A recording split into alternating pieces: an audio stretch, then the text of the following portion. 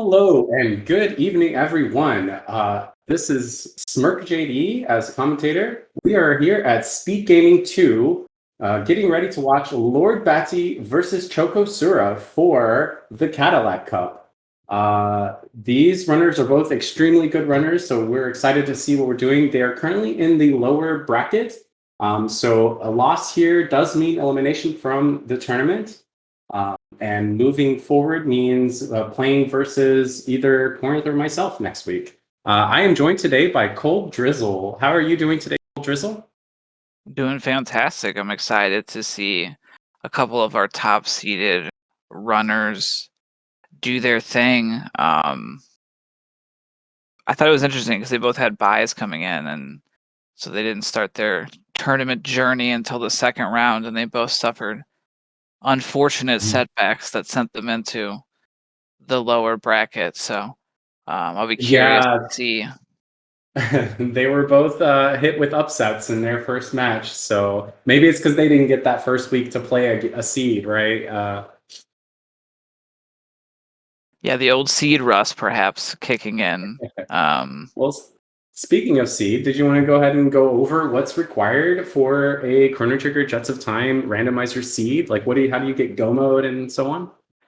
Yeah, definitely. So we're trying to save the world at the end of the day, and there are two ways that we can do that: by beating Lavos or beating Zeal. And there are three ways that we can get to those ends. So one of them will take us through Magus Castle into Ocean Palace to fight Lavos, and we'll need the two pieces of the sword. We got to reforge that, and we need to get that in Frog's hands so he can cut open the mountain and send us into Magus Castle.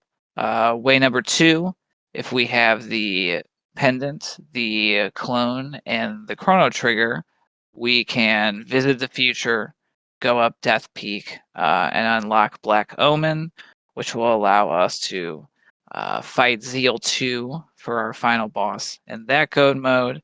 And in our third go mode, we need the gate key to get to prehistory. We also need the Dreamstone and Ruby Knife to go through Black Tyranno into the Ice Age, where we go through Ocean Palace and fight Lavos again at the end. But this is the top 8 Cadillac Cup match, so Smirk, why don't you tell us in the audience a little bit about what flags we'll see and kind of what we expect to see early on in the race? Yeah, I'll go over that just a minute here. They are getting ready to start. I see the timer starting to count down there, and you will be able to follow along with the items that they find for those specific go modes that Cultures will explain via the little trackers at the bottom. Currently today we have Ritherix running tracking. So big thanks and shout out to Ritherix for doing that for us today. He's definitely going to help us as commentators keep track of what we got. So as you can see, we're starting off here with Robo and Frog. Two quest characters, as I like to call them. So this is kind of a good start. Both of those characters are healer, AoE healer characters. Both of them can get greatly buffed if they find certain items. The Hero Medal for Frog and the Robo Ribbon for Robo. But yeah, while they're getting through this little initial start here, we're playing with a specific set of flags here for the Cadillac Cup. And the ones that are most different from your standard are there's Boss Spot HP, Boss Randomizer, Gear Randomizer, and Healing Item Randomizer. And we'll probably explain those a little more throughout. But as you can see here, they did find ethers for sale here. Things are a little more expensive because it's also on hard items. And looks like we have Magus in the burrow. So what do you expect they'll do with this start? One free Fritz.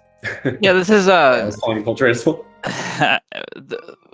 no worries, and shout out to my guy Fritz. He's in prison right now. We might see him if we unlock the future later, but so this is an interesting start. I think we're hoping to find maybe a weapon, because the starting weapon on these two, not that great. but we do have one of the Go mode characters that we need, and we do have Desert available. And if Frog has water too early, that makes the Desert an interesting, like, early grind spot, being able to take on the bugs and the I don't know, the swimming sand dudes. Yeah, in the desert. Yeah, the quicksand or whatever it's called. Yeah, so you can see a lot of like early, starts here. Lordbatsy, Chocosura, both going into the forest here, getting a few levels to grind that first tech. It looks like Water 2 for Frog is the first tech, so this is a great job on both of their parts. Water 2 will help immensely in both the desert and the cathedral. They can clear that real quickly, and we are trying to get through this fast, so getting things done more quickly is definitely the goal here. So you can go to Cathedral, wipe out that, get another character there real quick. You can go through the desert and grind if you even want to. I mean, those desert enemies do give a pretty good chunk of experience, and you can clear out the bottom for items as well. So we'll see what they do here. It looks like we are having a little bit of skips here on Lordbatsy's side. At first I thought they were doing sync, but her time is a little bit behind. Sometimes, depending on the internet connection for the player themselves, it can get a little skippy sometimes. Hopefully that'll smoothen out as we go. All right, this is the Cathedral play from Choco. We have that Water 2 ready to go. Gonna wipe this battle out real quick. And shortly we will see who our character here is. Yeah, who's hiding in the rafters right now?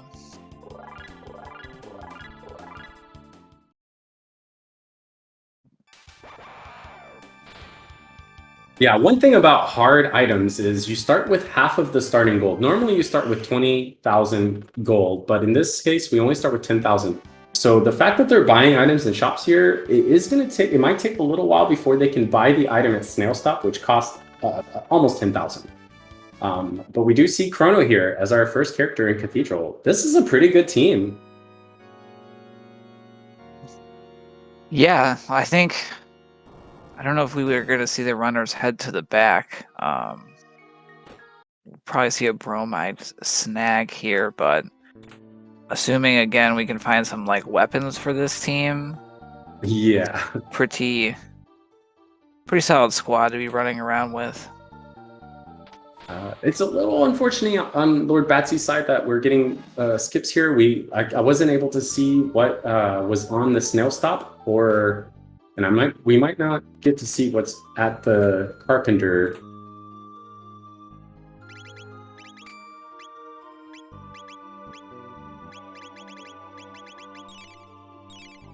Just seeing a little bit of the gear rando here. We saw a couple minus items like a red katana. The minus will mean that it doesn't have a property that it normally does, and so I think that means that red katana does not have magic +2 is what's normally on it. Yeah. So yeah, like one free fits explained. With gear rando, you can get 3 different things on your weapons. Either a minus, a plus, or question mark, or vanilla. So with the minus, usually if it has a property that's additional to the weapon, like +2 magic or whatever, then it will lose that. If it has a plus, oftentimes it'll gain something that it doesn't normally have. If it has a question, that means there's a change to whatever it is. Usually a good change.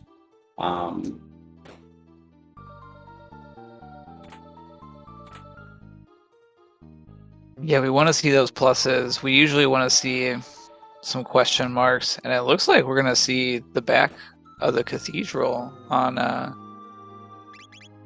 Choco's side here.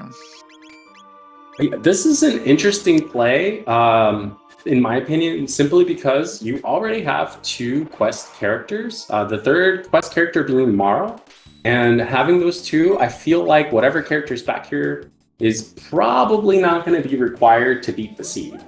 That said, It could be, right? And two, it could also just be a really good character, like maybe Ayla or Luca is back here, and those two are considered really powerful characters, top tier, and can really help speed the rest of the seed up. Yeah, and it looks like Batsy has picked up her Chrono and snagged the hero medal. Yeah, that must have been at the Carpenter, because I don't think she had quite enough gold to buy the snail stop item. So the hero medal must have been a Carpenter. So thank you, Ritherix, for being able to catch that. And hero medal's great here because it's basically a free item that you can get. You already have Frog. Hero medal gives Frog barrier as well as plus 50% damage. It's the prism specs damage. And maybe even shield. I never remember if it gives him shield as well. It might just be barrier, but so Frog can be a very strong mage right now with that hero medal. Yeah, and additionally, that unlocks a key item check at the burrow that we can go get out of the shiny acorn. Yeah, hero medal. I love getting the hero medal because not only is it a good item for Frog, but it unlocks another progression item potentially. So we'll see what's down in the burrow hopefully shortly, and we'll see if Batsy decides to go all the way back or if she's just doing this bromide. Meanwhile, Choco is fighting a Lavos spawn here at the back of the Cathedral. So shouldn't be too terrible. This location is the easiest location with the lowest amount of HP. I believe it's 1,000 HP here. It might be a little different for Lavos spawn. Yeah, but approximately 1,000. Yeah, spot on. I'm looking at the sheet right now. This is regular, 920. 920, yeah. In the spreadsheet here.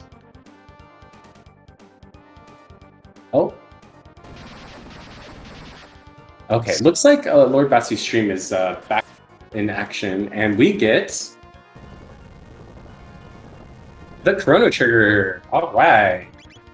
So that is a go mode item with the Omen go mode. So we'll see if we find a pendant in a clone somewhere.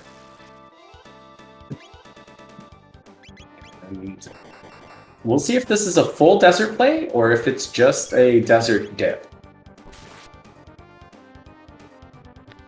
Yeah, I think we saw in an earlier top 8 race, that might have been you involved in it as well, that we saw a lot of early desert trips. I know in your run, we saw the desert trip was very barren. I think it was a lot of ethers in there. Yeah, it was really gross. But in was it yesterday's race, we saw, some pluses, some... Yeah, the items are high, for sure. And I do like that Batsy is taking some of these fights here. She's still pretty low level at this point. So getting these fights like these, the experience here is really good. 900 experience, 15 tech points. I mean, it's pretty good experience here. I honestly would probably take a few more before, if I'm planning on clearing it anyway, I would take a few more of these fights. Though she might just be trying to clear the items. Yeah, there's always something on... Ooh, yeah, that's always something on a player's mind is kind of, how am I getting the levels the fastest way I can, as I'm trying to find key items and go towards that go mode.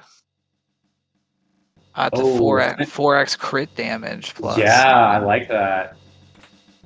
We also got a Doomfinger plus, I believe. So we'll see what that is hopefully shortly.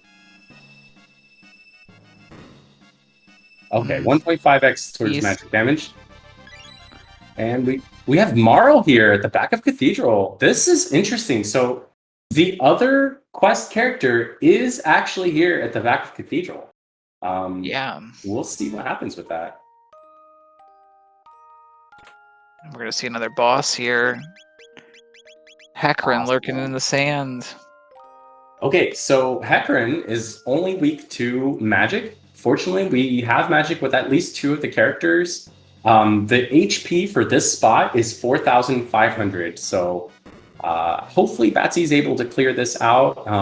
It's a lot of experience. I believe 4,000 experience and 40 tech points. Yeah, 80. Yeah, it's a lot. It's a good fight, and it gets us a key item. And sometimes slogging it through one of these harder early fights can really slingshot a runner through multiple checks. And I did see, chat pointing out that the Chrono trigger is part of Batsy's favorite Go mode, which is the Black Omen. Yeah, I was just going to do the same thing. I was going to shout out to Azure Kale for pointing out that the Omen is Batsy's favorite, and also that Marl is Choco's girl. So looks like Batsy ended up resetting out of the Hekran fight. It was doing a good chunk of damage there. Those water ones were doing 128, so... Yeah, it was hitting pretty hard, and it was a lot of damage to get through, and so I think that's definitely a wise call to note that and come back in a bit when we've got a little bit more levels and magic going on. Absolutely. I wonder if Batsy does just full clears this upper level of desert and gets all the experience and stuff here, if that is enough to actually take out that boss. Yeah, that's a good call. There is a lot of it in this upper room, and we're seeing nope, heading out. Yeah, just gonna come back later. This is a good play too.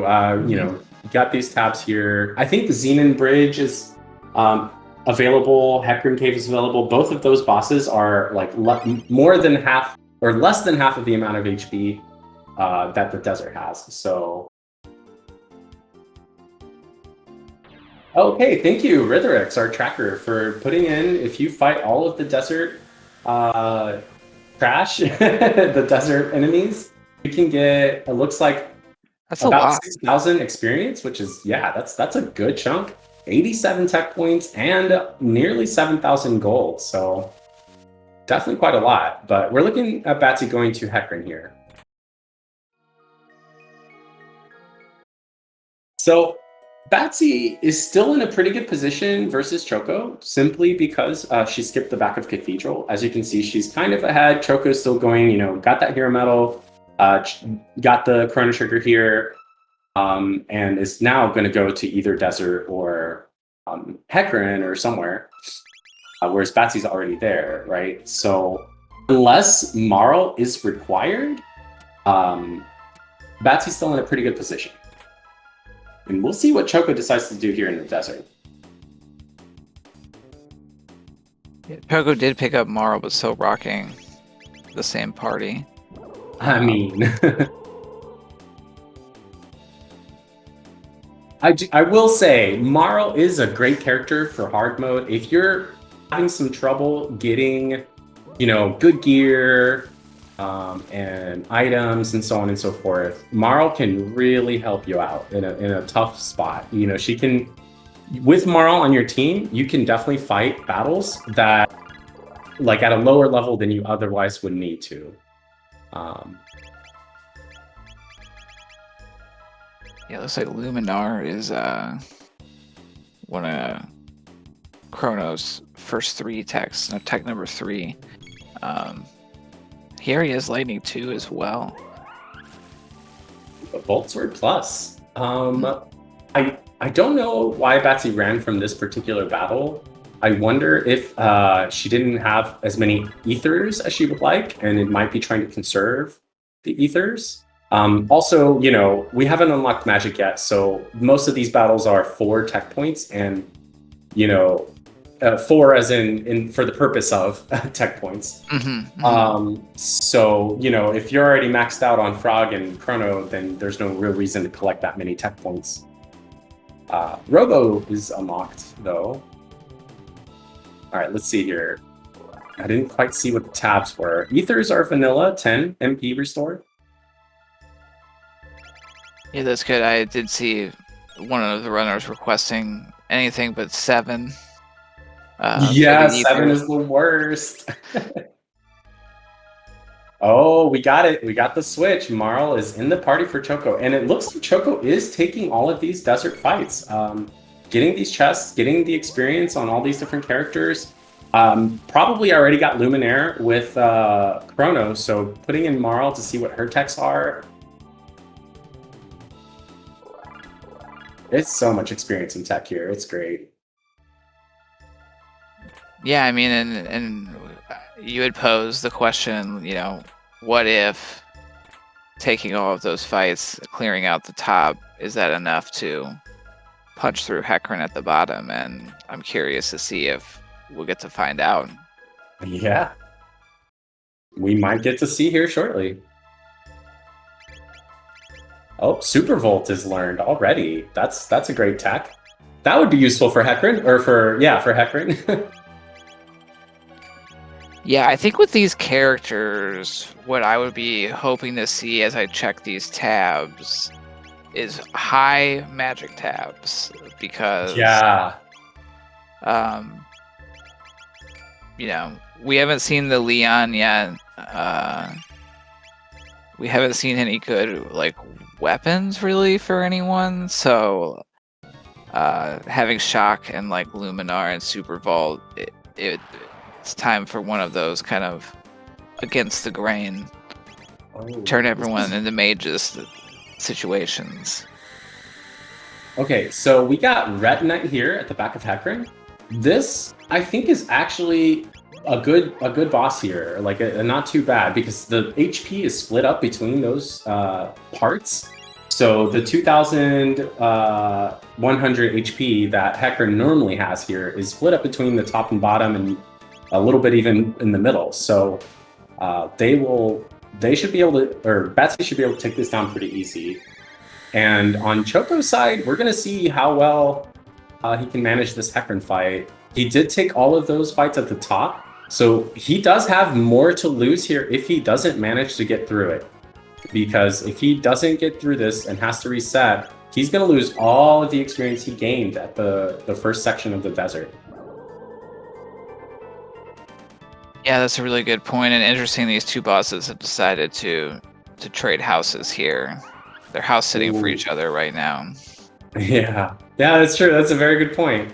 Unfortunately, Choco hit right when Hekran set up his counterattack. This could hurt. Oh gosh, we are down to just Frog. I don't think we have any revives, so...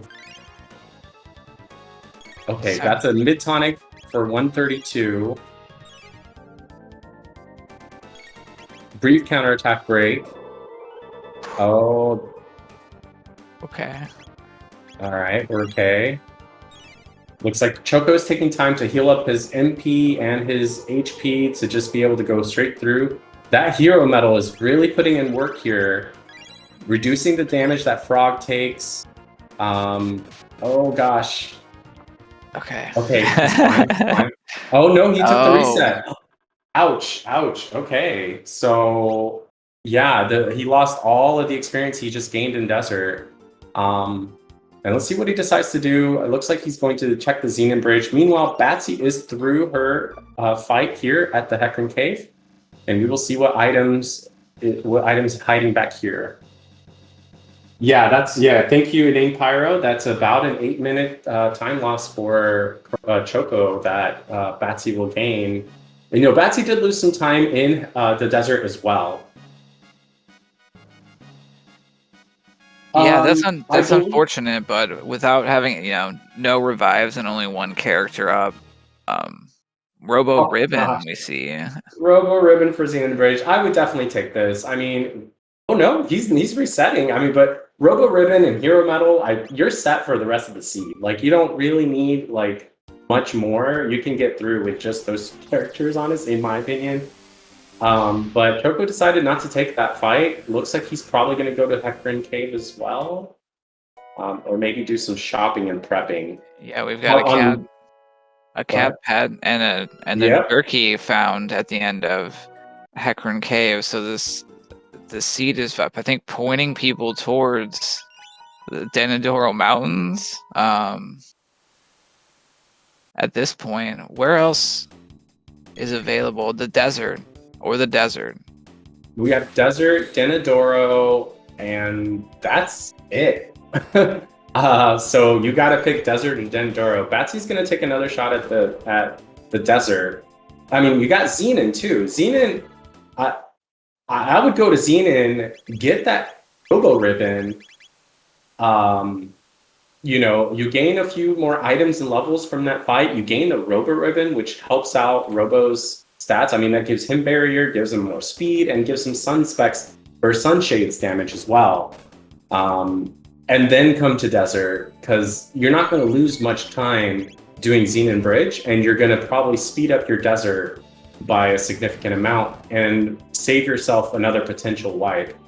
But Batsy's going for it. I mean, she got all those tech and experience in Hekran, and she says, no, I'm ready for this. So yeah, I mean, we got Super Volt, and she doesn't know that Robo's ribbon is on Bridge. It was right. it was Choco that reason. So we're the ones that would be like, yeah, let's go there. And now that well, of course, right? Oh no, she's just looting it. Okay.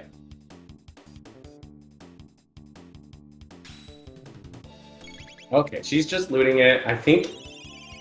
Is this a back of Cathedral play? Yeah. Interesting. Okay. Maybe she's thinking like, oh, I can find another character that is more helpful than Chrono at this point. She knows that Magus is in the burrow, so I guess if Luca's back here, that could be a significant help for a Hekran fight. We know that it's Marl. And I have not actually seen Marl's text, so I don't know if Marl has any offensive text early.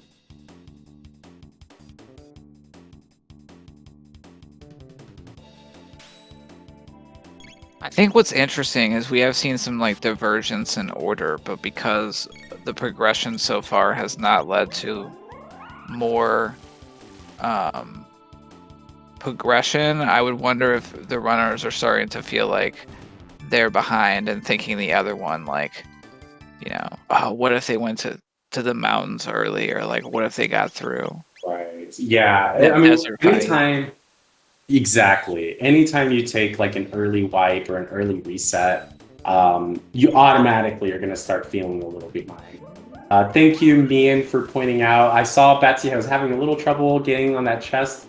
But if you don't know, Batsy has some nerve pain in her hands. So sometimes it's a little bit more challenging to do some of these things, playing on a controller where you're constantly using your fingers. So that's what that was at the chest there.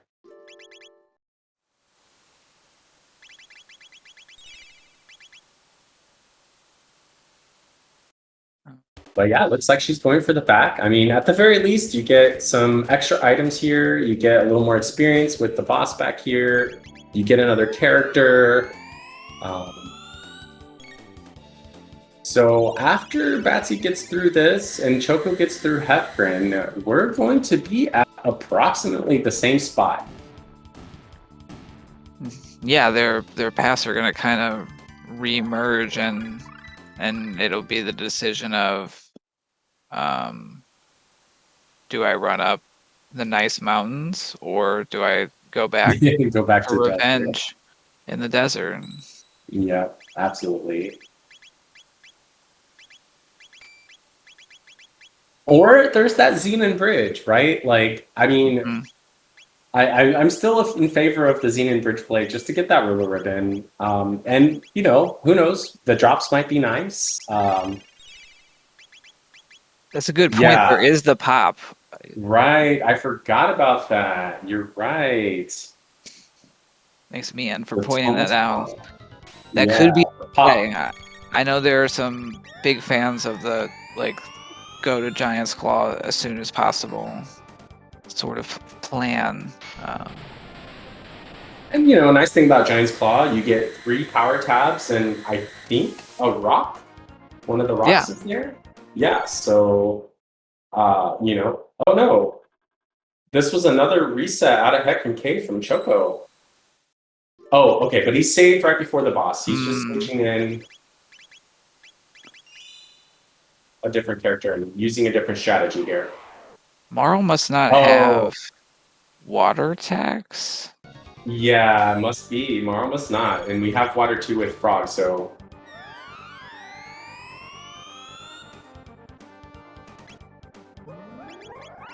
That is the thing that can happen with the Marls, and in the first 3 is sometimes it can be like a provoke. Yeah, provoke, life 2, and, you know, re-raise. or It's something like that. okay, Yeah. well, that's cool, but Like, okay, those are nice for way later. I need to beat stuff. Yeah, exactly. And thanks for Rhythrix pointing out. Yeah, anytime you skip Zeman Bridge, Aussie's dropping spec. I somehow doubt that we're gonna get specs in the bridge. I think, you know, since this is hard items, the tiers of items and drops and chests and such have all been dropped by 1. So it's very unlikely to get prison specs at the bridge there. But maybe it's still possible. I don't know. I mean, I don't even know if it's possible.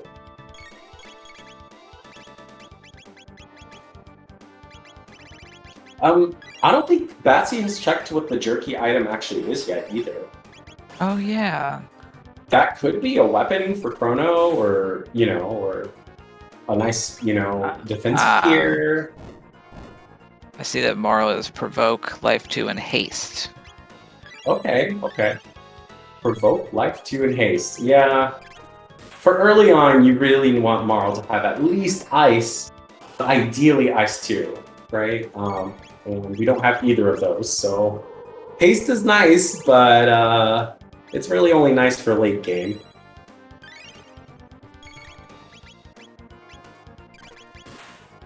Alright, Batsy's gonna get the Zeman Bridge information here. And sees that it's a rubber ribbon. I don't know, I don't think she saved after getting Marl, so I think she's gonna go through this fight regardless. Yeah, if I was thinking about heading back to the desert, I would want that ribbon. That would probably be the thing that boosts the party over getting through that boss. Oh, yeah. Absolutely. I don't know if Robo has any... Oh yeah, Robo has Shock, right? I mean, that's definitely helpful. Yeah, because we saw Super Volt. Yeah, Super Volt. We can Super Volt and Water 2 with the Hero Medal and the Robo's Ribbon. I mean, I think Hekran will go down a little bit faster that way. Meanwhile, Choco is done with the boss at Hekran Cave, and we'll be getting his jerky soon. We'll see if he goes immediately to get the item or not.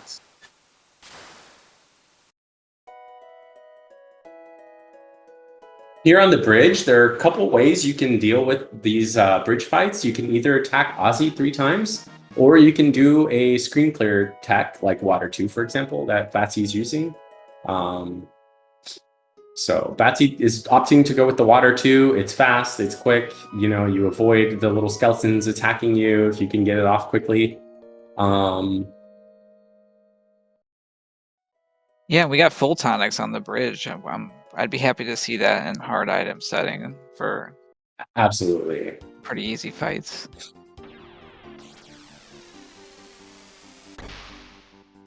Okay. Choco is going to 600.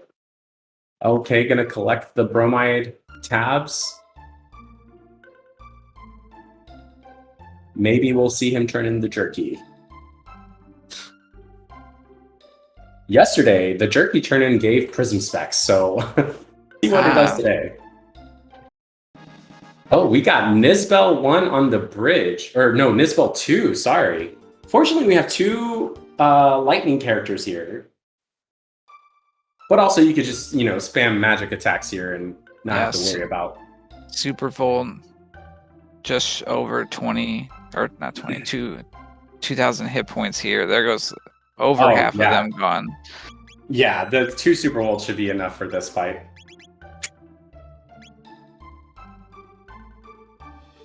I've definitely had seeds, and one of the asyncs I think was particularly like this, where having no lightning and running into this at the end of the bridge is a big bummer. Awful.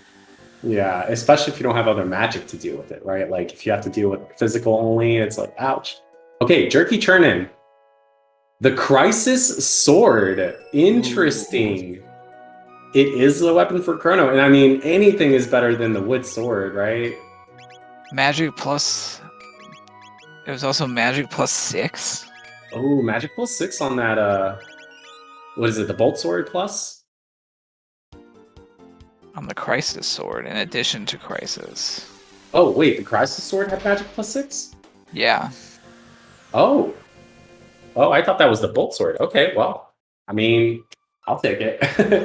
This is where I would dump all of my power tabs onto, I think, Chrono immediately, having that Crisis weapon.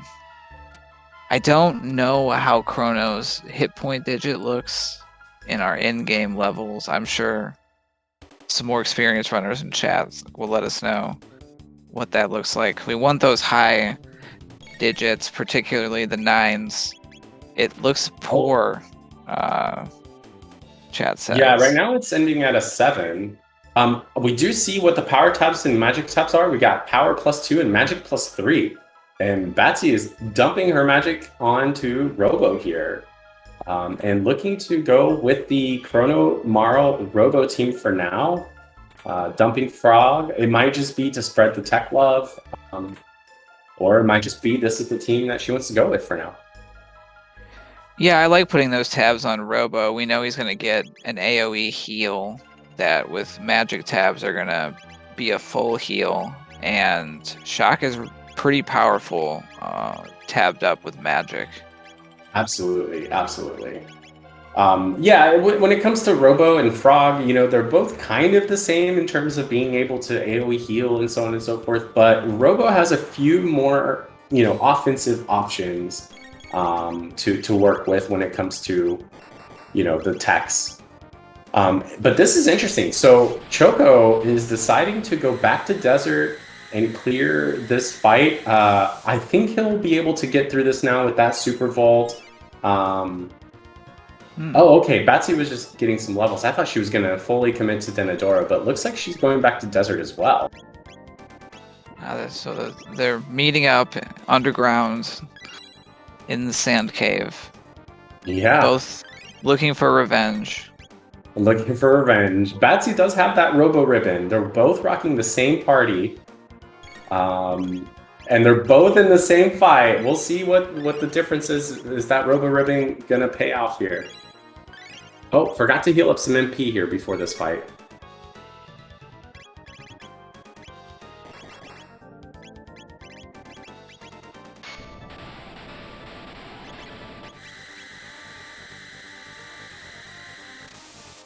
Yeah, those waters are not hitting quite as hard, or we have more hit points too.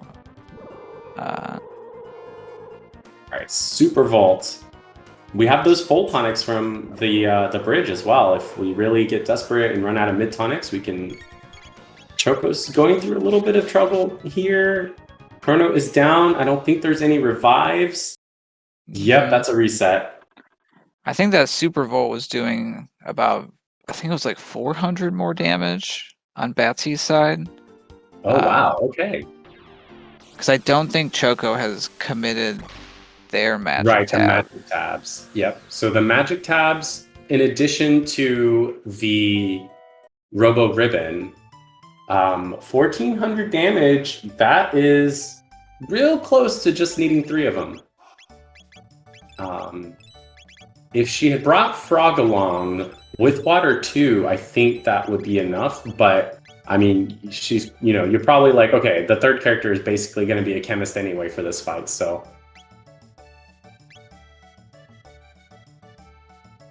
Yeah. Yeah, haste. Haste, that's a good point, Rithrix. Haste could actually be pretty useful in this fight.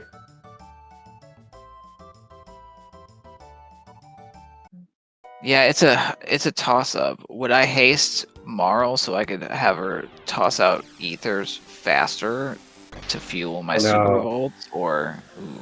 Oh no. Okay, so looks like Hekran decided to gang up on Chrono there, so Chrono's down, but Marley does have life too. And does not have haste on Batsy's side unlocked yet. Oh, so that's no why, haste for, okay. that's why we're not we don't seeing see it. haste. Yeah, no haste on Batsy's side just yet. Okay, we've gotten, what, 2 Super Volts so far? Oh, he's in the counterattack stage. This is good. Batsy can heal up the HP and the health and get ready for another round. Nice breather. Yeah, I that's a think full Batsy's gonna pull heal through this. beam right now. Oh yeah, that heal beam. How many magic tabs was it? 3 or 4? I think Oh wait, 4? That would have been is he 12 still plus in? 12 magic. Oh gosh, yeah. Is he still in the counterattack stage or? He came up, but he didn't change the animation. That happens sometimes, and it's Okay, scary. we But are through. the first Hekran down, finally. Menacing our runners. Yes, yes. This Hekran was awful, evil. And we'll see what the reward. I'm pulling for, I think if I'm a runner, I'm like, please let it be like pendant or gate key. Pendant. Yeah, pendant or gate key. Pendant, that gives you the one step closer to go mode. Gate key is a faster way to unlock magic. So they're both good in their own ways. Meanwhile, Choco, after taking a second wipe at the desert, is deciding to go, look, I'm just going to go Denadoro this time. Denadoro boss is slightly easier in terms of the HP amount. It's only 3,600 at Denadoro boss rather than 4,500 that desert is. Mm-hmm. So it is kind of a punchy spot though. Like a boss will hit pretty, like it hits about as hard as mass immune combined, if that kind of makes sense logically. So I think it still will be easier than the desert Hekran, unless it's like I'm gonna be cheering for Golem boss. That's what I want to see. Is Golem Golem boss would boss be here? nice there for sure.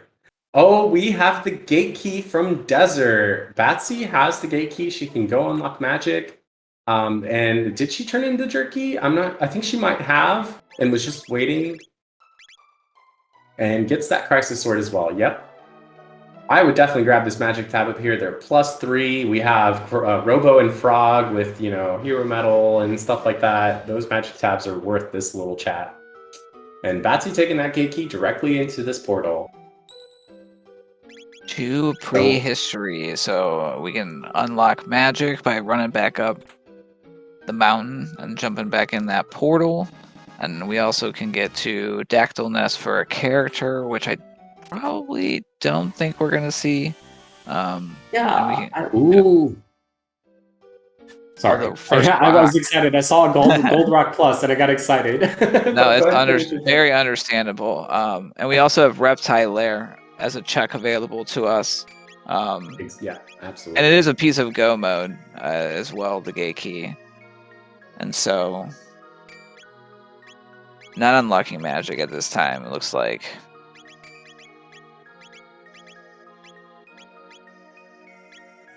Let's see, do we see that rock yet? I don't think did he equip it? Yeah, I think with using Chrono, Frog, and Robo as they are right now, I might not be hard pressed to. We are going to get Dactyl. Yeah, I think this might be her goal is go do Dactyl first, get the character here, and if you want to use this character, like if it's Luca, then, go unlock magic with Luca already in the party. You know what I mean? You save a little bit of time. Okay, thank you, Zelfer. Rock is power and stamina +10. And, very nice. Azure made a good point here. This is a big play from Batsy. Denadoro is kind of what I refer to as like a Sphere 0 check. It's available from the beginning of the game, right? At any point you can go there. So we'll see what is here on Denadoro. If this is big progression, then Batsy might not get to it with all these new things unlocked for a while. Whereas if it's nothing here, like the Moonstone or something along those lines, then, Batsy's not really missing out. Yeah. like I would again be hoping, like if I'm Choco, I'm thinking gate key or pendant. We know it's not the gate key. I would be hopeful that it's the pendant, because otherwise Choco's got to head back to the desert or go buy a very expensive pop, and check out Giant's Claw. That is a good point. I keep forgetting about that giant claw. We do have Zombor up here. I don't think this is too bad. We have, what, 3,600 HP? I think it's divided equally for the top and bottom. So that's 1,800 for the top, 1,800 for the bottom. Uzi Punch is doing nearly 500. This should go down pretty quick. Not too bad for a boss here. And the character up here at the Dactyl Nest is Ayla. Interesting. And Batsy immediately switches Ayla in. And now is going to unlock magic. Okay.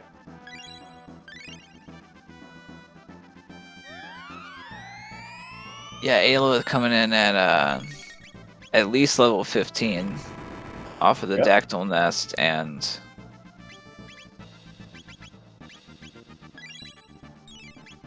yeah, might as well. Might as well. Follow him. And, you know, depending on the next techs available to Frog and Chrono, she may decide to go with one of them instead of Marl. We will see what she chooses. But I feel like with the investment of magic tabs into Robo already, I think Robo and Ayla are definitely staying in the team. Yeah, I would agree. It's always hard to kick a Frog out with hero metal. I agree, yeah. That would be my team. Ayla, Frog, and Robo. Like, I wouldn't even look back. Because Crisis Sword is just finicky to manage. It can be, you know, big power. Especially with, like, a Confuse. You know, those physical attacks that use its effect. If we found like a wonder Mune for Frog, and we could get some crazy X strikes going on, that's always fun. But it looks like Ice, Life, and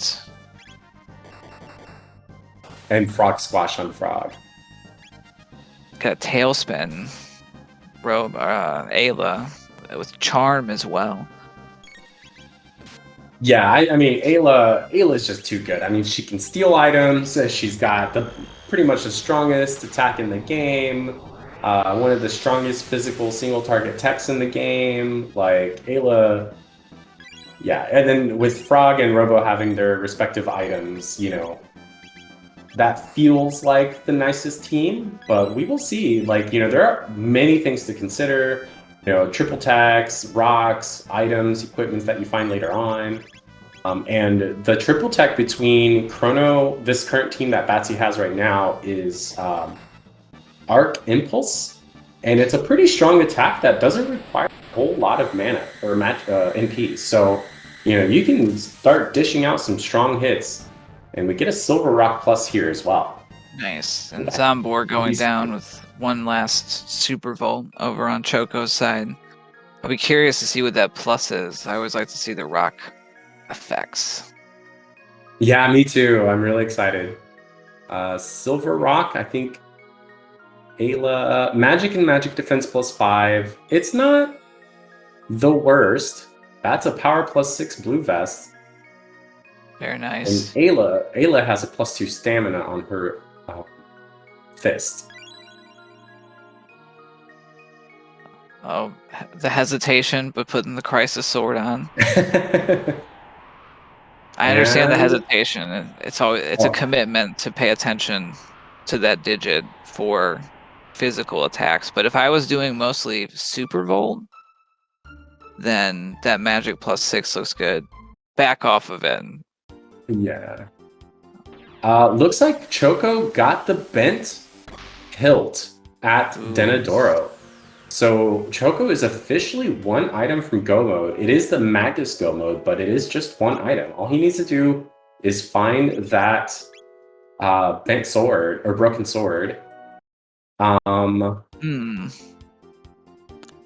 I'm guessing that it's in Giant's Claw. The pop leads to the bent sword. That's my That's wild your guess. guess? Yeah. Commentator's guess? All right, let's see. I mean, and that will give him the option to select Magus as well as a party member, should he want it. Looks like Batsy's doing a little bit of either grinding or just resetting the room, hoping for a quick dig for the secret cave. Yeah, we always love to see the And- secret tunnel, but I think every runner has kind of in their head a number of seconds they're willing to try to make it happen before Yeah. they move on.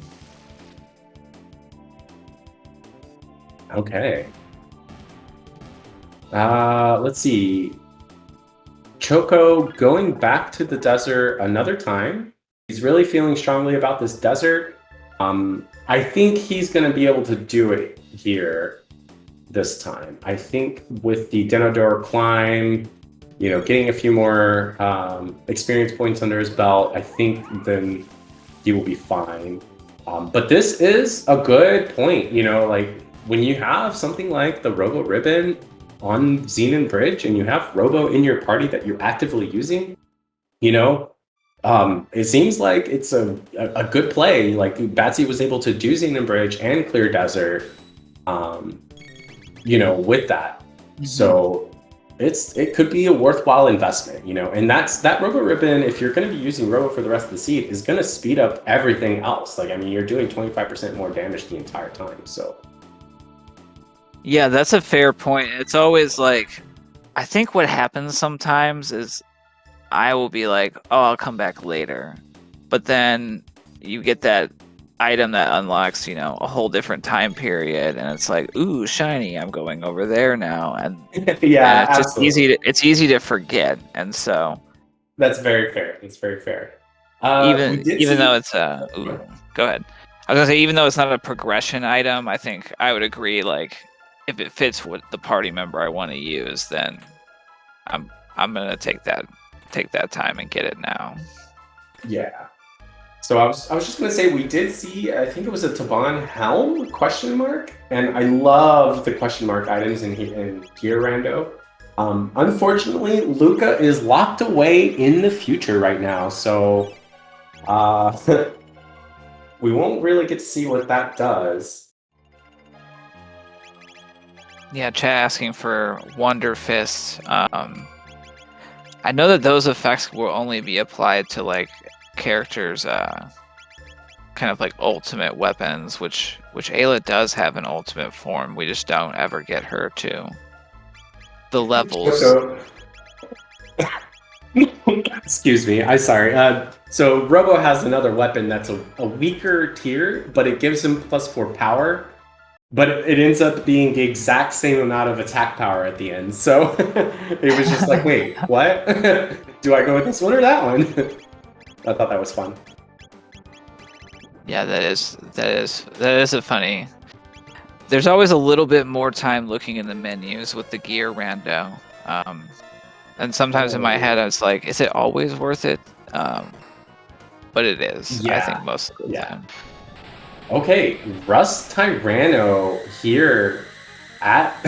okay, Batsy's saying, nope, not gonna do it. That's 8750 hit points. A lot of hit points, and it's almost certainly a wipe if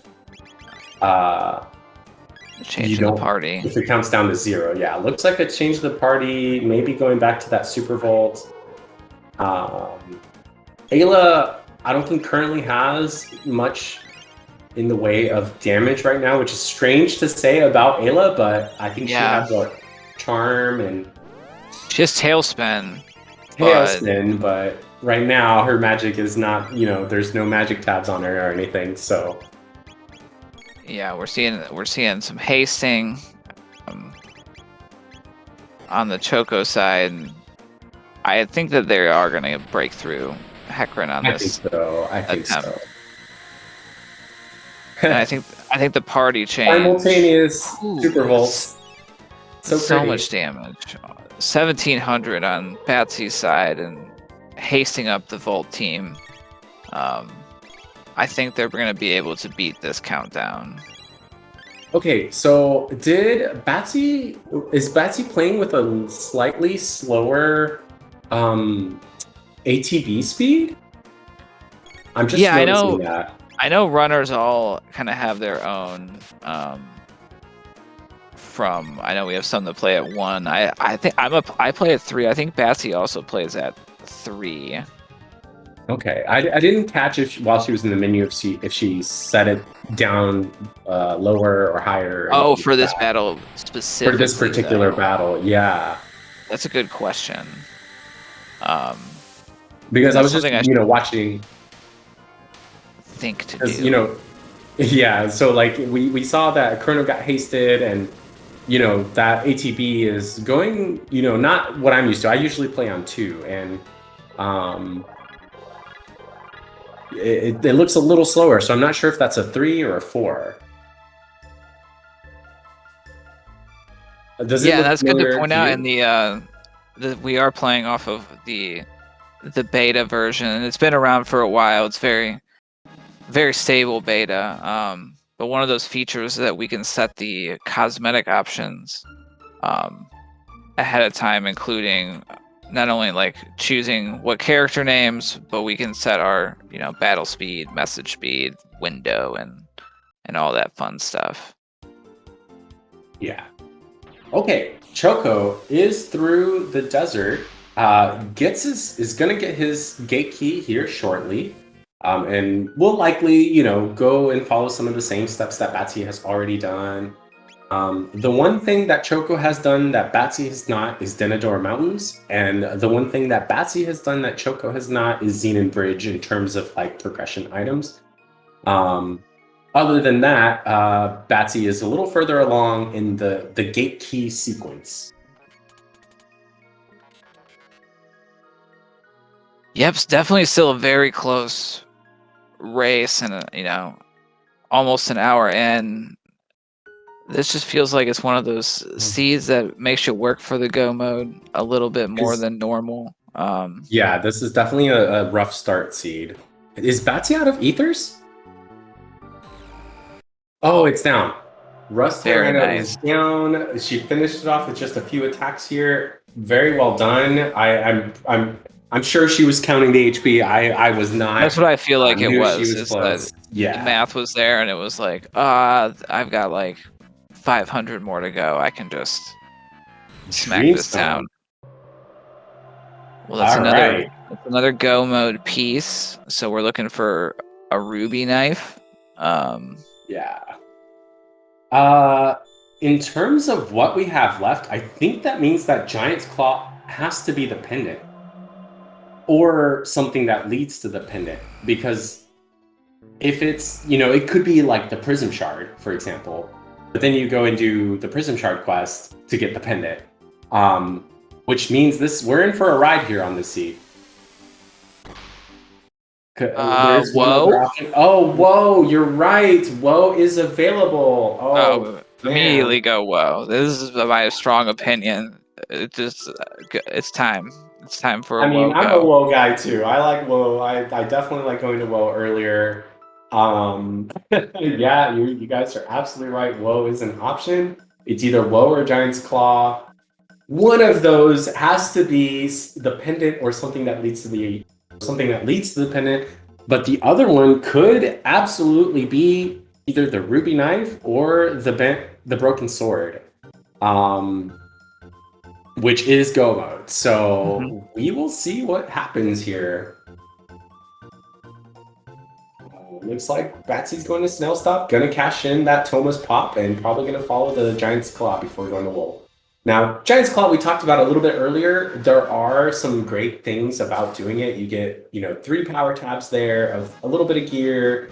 The boss isn't terribly difficult there. I don't remember the HP for that particular spot, but it's usually not too bad. And you get another rock. So, and we've already got guesses in chat. TBZ Tribby saying Ruby Knife, whoa. That would be something. Yeah, Now, of course, Giant's Claw is a dungeon too where there's really few like with the skips in there. It's able to get through pretty quickly. oh yeah, yeah. Except for It's a this pretty cutscene. This cutscene takes a little bit. Yeah, that's the downside. Oh, we're looking at. Oh no, I thought we were looking at the tradable items here, but it doesn't look like that's the case. I am also. I am agree. I agree with Zelfer. I think the Giant's Claw is the pendant or something that leads to the pendant. Whoa, on the other hand, I don't know what it could be, but honestly, there's a good chance that Woe is a Go mode item. Like it could be either the clone, the broken sword, the ruby knife. All of those are potential Go modes.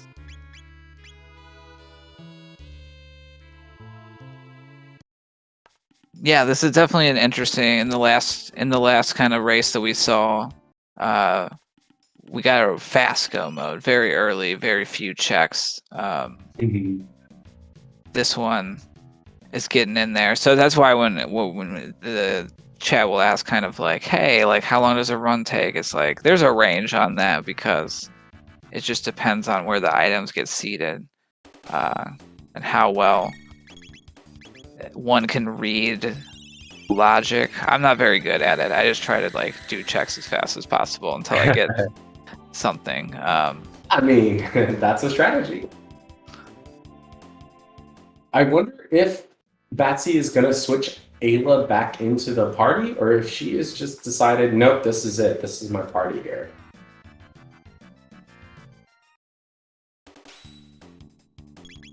Yeah, I think. Ooh, it's a tough call. I mean, we have Frog, who has, of course, the drop kick, but we haven't seen Leaf Slash yet, and in his tech list, nor triple kick. So this might be a like use what I got instead of hope that I get what I want tech-wise situation.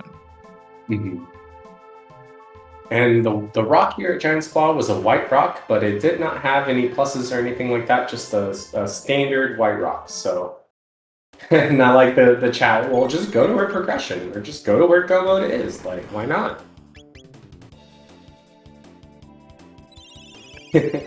Not like this is randomized or something, right? Yeah. Yeah, and it's always interesting because in these sync races, the racers have no idea of the other's progress. Like you'll know when your opponent is done. But beyond that, there's always that like trying to get a sense when I'm in the race of like, am I the lead? Am I behind? And I think after this much wandering around, that creeping sense of panic comes in for me of like, oh, my opponent's probably already got Go mode. It's an hour. Like I'm still looking for it. When really like they're very close right now. Yeah. And it's kind of still very up in the air. Ooh. Is this Flea or Flea Plus? This, I was going to say, the boss here isn't too bad as far as HP goes, but this boss is never fun. No matter where Flea is, Flea is Plus. tough. Plus is less bad. Flea Plus question mark? I think Flea Plus has no status immunity. And so I think you're right. Any sort of, and we're Yep, seeing there it goes a provoke. Provoke strats. Nice. And then just take some time, get some haste going on. Yeah. All right. And meanwhile, Chocosura did go into Giant's Claw as well and is facing the Rust Hekran. Let's see how he does with this fight. I suspect he'll be okay as well. He did the Denadoro climb, got the experience there in addition to what Batsy had at this point. The only difference is no Robo Ribbon.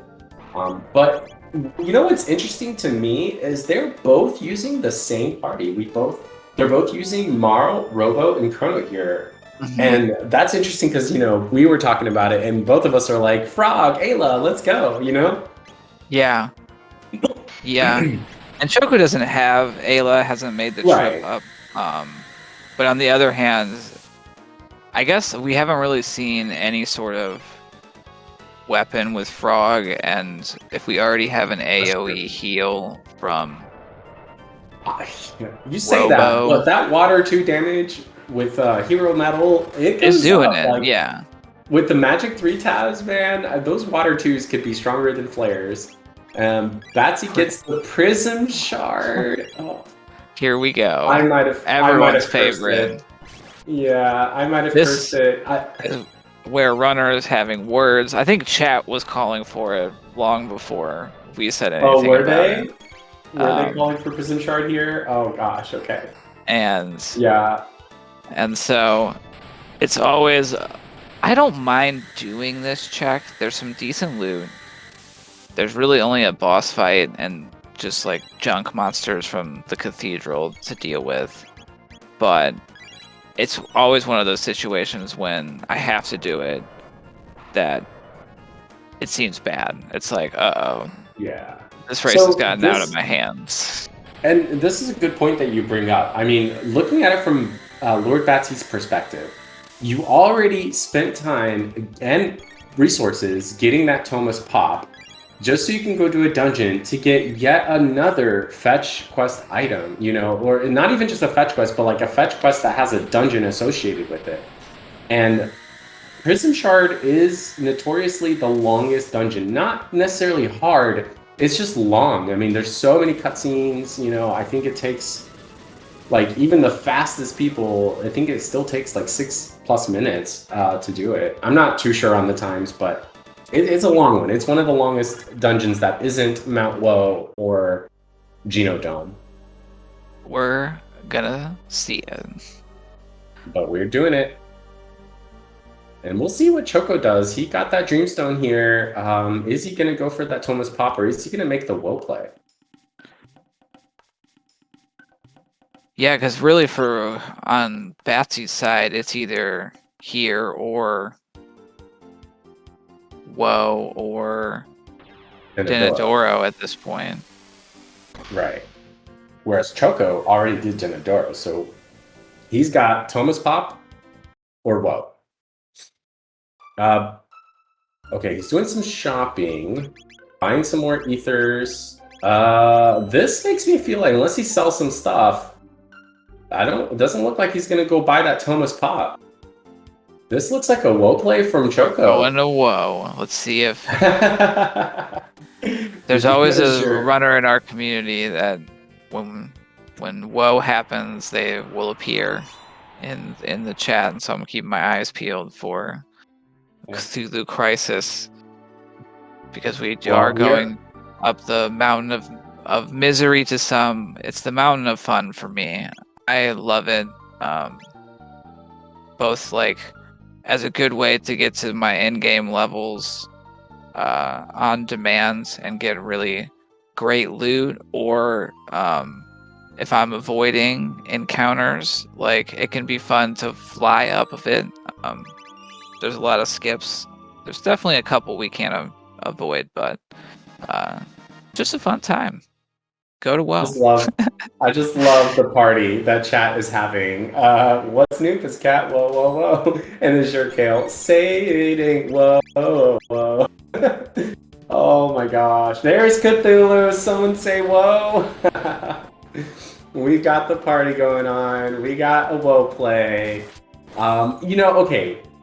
And back to, the logic and the possibilities, right? Let's say that there is a Go mode item here that isn't the broken sword, right? If it's the ruby knife or the clone, then, especially if it's the clone, Batsy's in a really good spot. Ooh. Oh my gosh, it's the bent sword Prism Shard quest! Wow. Batsy is a Denadoro away from Magus Go mode. Resetting. This has to be ruby knife? This has to be pendant. This Woe is the pendant. It has to be the pendant. And that means the rest of the Go modes are in the future, right? The future. Yep. Wow. Which means which a means that there's a woe-gated 2/3. seed at this point. Well, I mean, but the thing is, that means like the Sun Palace, which is a very fast check, you just go fight a boss. If that's a clone, you get the Omen Go mode, which is Right. potentially one of the fastest Go modes there is, or it could be the Ruby Knife. Like, I mean, there's 2 items there in 3 dungeons, right? So, Sun Palace, it could be the Moonstone, right? One of those is going to be the Moonstone. The other 2 are going to be the Ruby Knife and the oh my gosh, what's the other one? The clone. So all Choco has to do is guess correctly. He's got a 67% chance to get a Go mode item. 2 of those 3 dungeons should have a Go mode item. So I mean, it's still a very, very good race. And Batsy is going Denadoro. She's going to get Magus Go mode here. She has that bent sword from Prism. Oh, wait. Did she? She did not fight the boss through. She reset. Oh, okay. That. Well, honestly, though, I think, well, she's going to get the bent hilt here. So I think she's probably going to go back to the Prism Shard after this. I would think so too. Yeah, because then otherwise she knows she has to go to Woe to get the pendant. And I don't know if that is worth the time commitment going through Woe and getting to the future and going to another dungeon to get another Go mode than to just go do Magus, right? So I think her best play after she finishes Denadoro is going to be back to that Prism Shard, and she'll be in Go mode. Meanwhile, Choco's going to get the pendant here. Then he's got to go through the future, and then he's got to guess, he's got a 66% chance to get a Go mode item. We don't know if that's going to be the clone or the Ruby Knife. But if he guesses correctly and gets one of those, he has a faster Go mode than Batsy does, right? Magus Go mode is the slowest one. So even though he might be a little bit behind in terms of getting to his Go mode, he's going to have a faster Go mode. So we have a race on our hands. Oh yeah, and that's a good point that we could find the Moonstone after finding the pendant, and there could be one of our Go mode items behind. Right. Okay. This trial could be getting 2 Go modes potentially. You're right. You're right. Yep, that's a good point. I was assuming, Moonstone leads to the Grand Leon, basically. Yeah, that's definitely one of the possibilities, because we have Leon. Yeah. So it could be like, Moonstone and Grand Leon. So, and the third item is a Go mode. You're right. That's definitely another possibility. So Choco's not necessarily in as good of a position as I thought, depending on the item layout of those final dungeons. Yeah, definitely. Still plenty up in the air.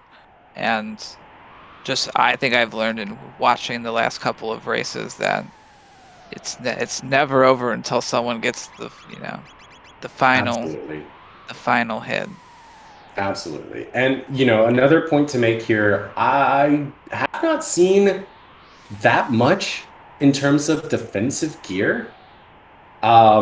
We've had a couple of like Blue Vest Plus and things like that, but nothing really outstanding. So this could be why Lord Batsy and Chocosura have decided to go with the party that they're going with. I mean, this is the Lifeline team, right?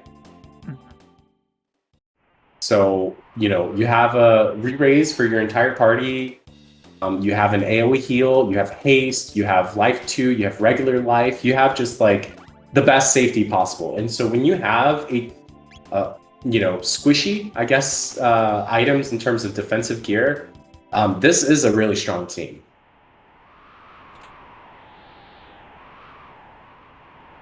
Yeah, chat pointing out, we're not seeing taking a lot of these fights on Woe, which in the 20s, still a Go mode to go through. I think they're both probably feeling pretty okay about their levels, given the amount of checks that they've done at this point. Yeah.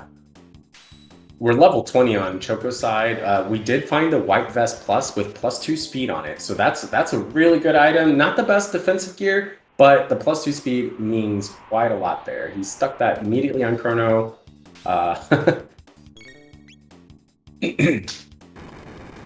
Yeah, speed is very powerful in this game and makes us a lot faster. The faster our speed, the faster we can run away, and it lets us take fights that we might run from otherwise because we're able to like wipe them in one shot before they get a turn. Probably going for these chests down here though. Yeah, I do like he's coming going down for here. that. You get the 2 chests. This fight's worth a lot of experience if I want it. Yeah, I usually take these like last fights.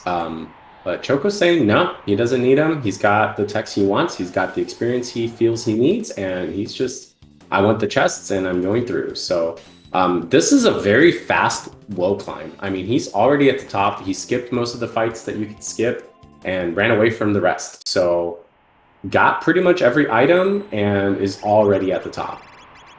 A very fast low climb. Yeah, indeed, hitting that last save. Got a couple more of these are my favorite chests to open, where on these enemy free screens where these seem to be a higher tier, I think, towards the end. At least it feels that way to me. Yeah. Prism dress. That's good. And Safe a helm. safe helm. It's a minus though. But we did see Choco use his tabs. He put all the power tabs on Chrono and all of the magic tabs on Robo. So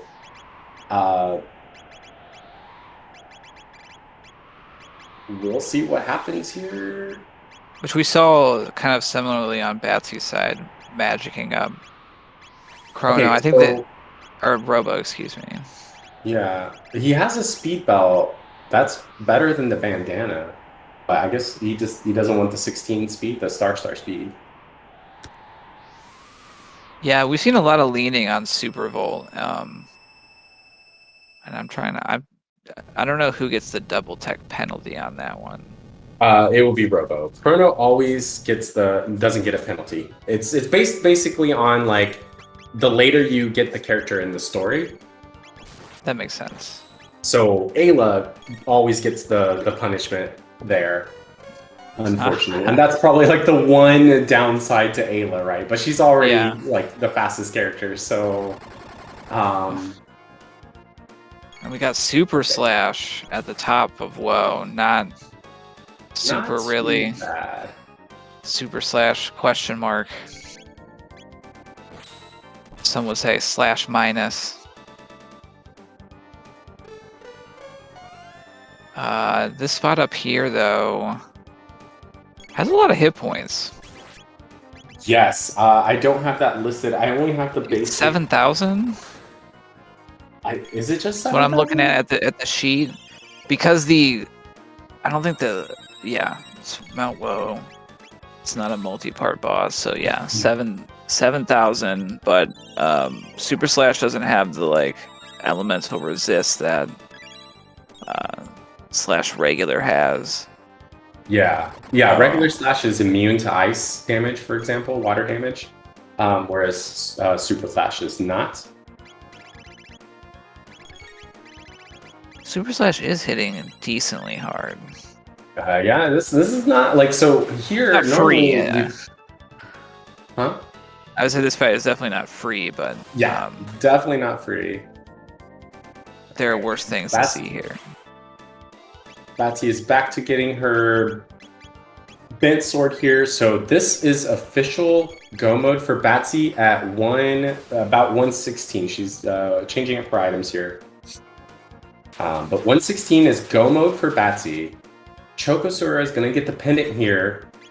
And we'll have to do, and I don't know if he will. He might choose to, to not go to the future, and he might choose to do Tomo's Pop into Giant's Claw.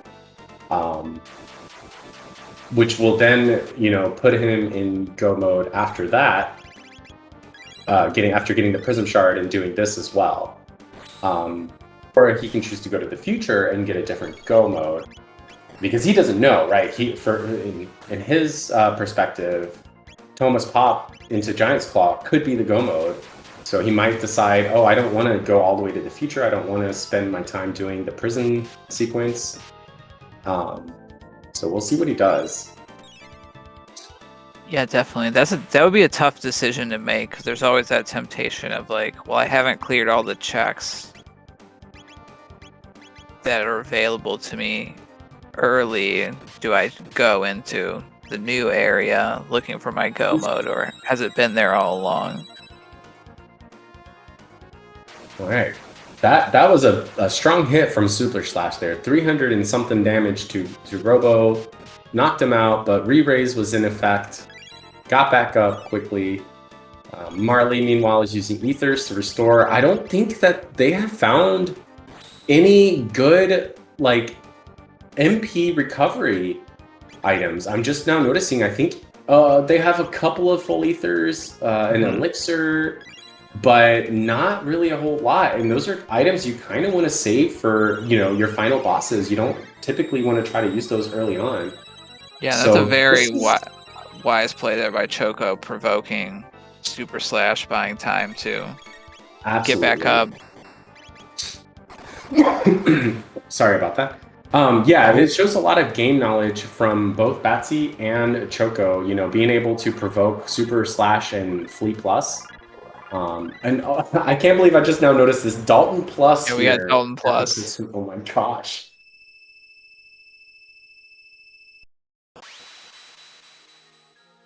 Yeah, Batsy's tracker. Sometimes you guys, the tracker's system itself has difficulties and it swallows the inputs. I've tracked before on this before and it's definitely broken before. But do know that Batsy is officially in go mode. Technically, she does have to beat this fight to really be in go mode, but she has the items officially in hand.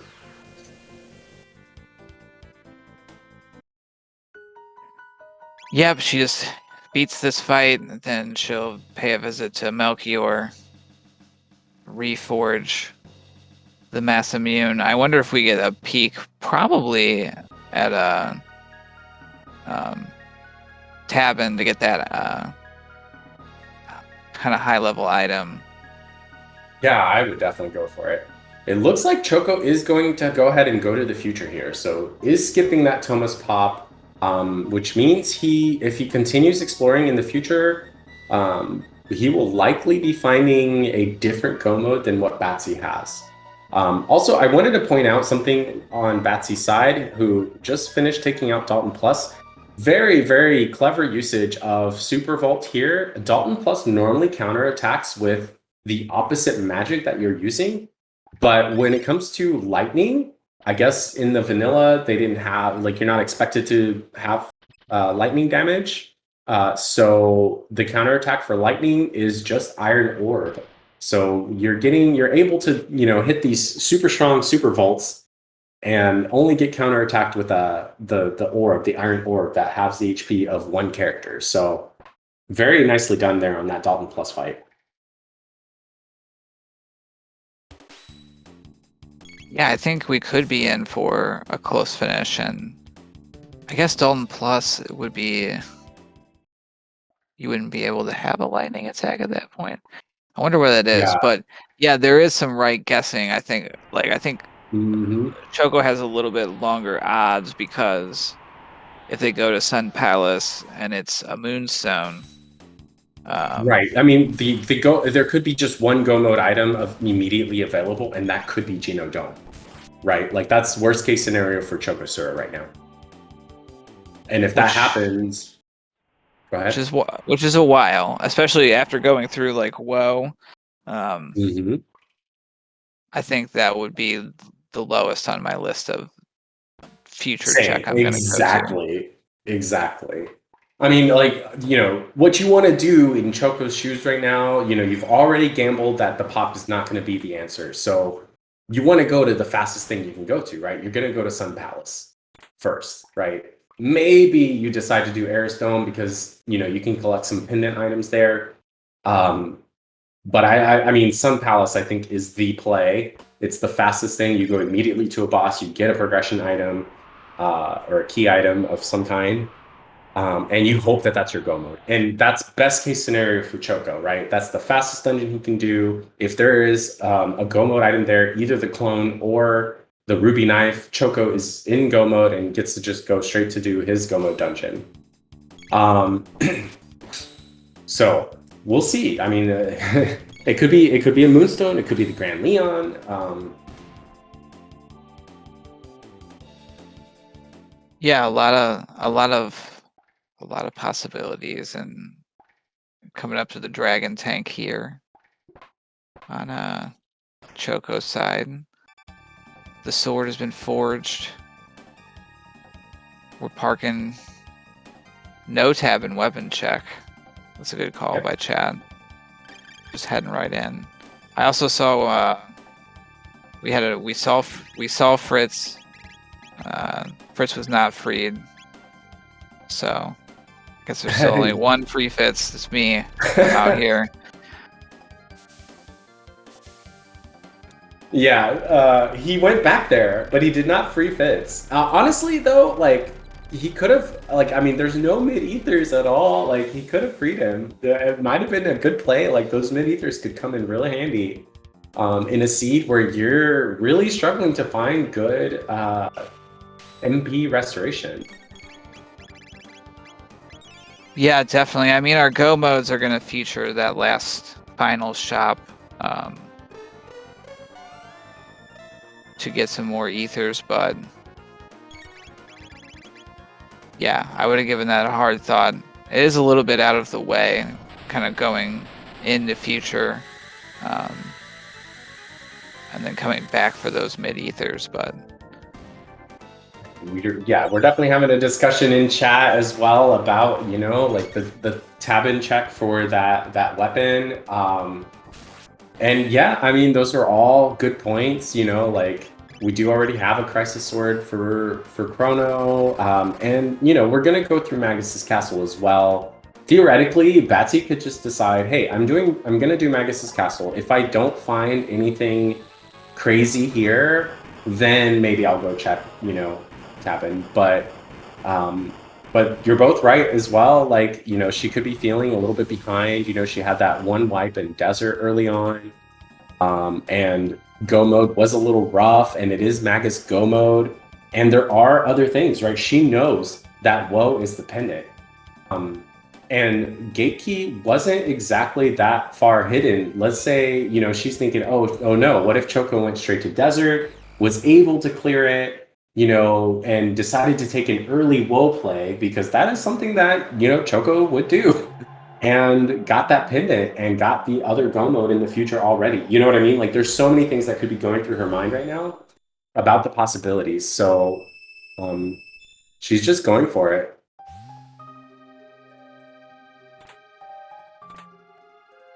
Also, we have a bit of a moment of truth here. Choco is officially in the future. We're gonna see where he goes. He's, you know, gonna raid these pendant doors here. Check the vendors, see if there's anything super interesting and available. Saying nope, not really. And we're about to see which dungeon he will go to first and what item will be there.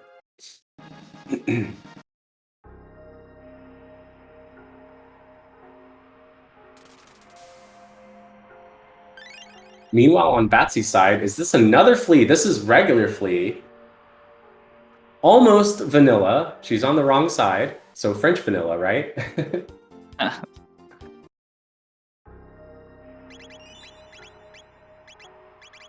Yeah, and in Pyro in chat, Luca. Luca is in the future, and unfortunately, you know, we all know Lord Batsy's favorite character is Luca.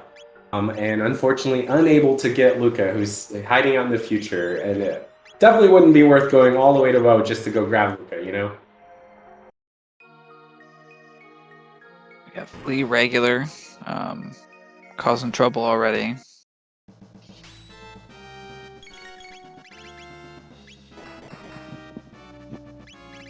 Chrono taking a nap. Gotta wake him up.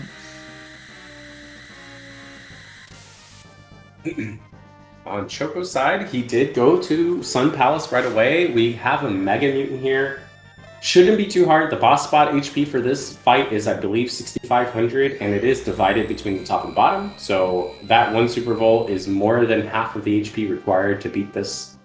One more is an... Oh, no, but the obstacle status from the Mutant is Lock. So we have a heal.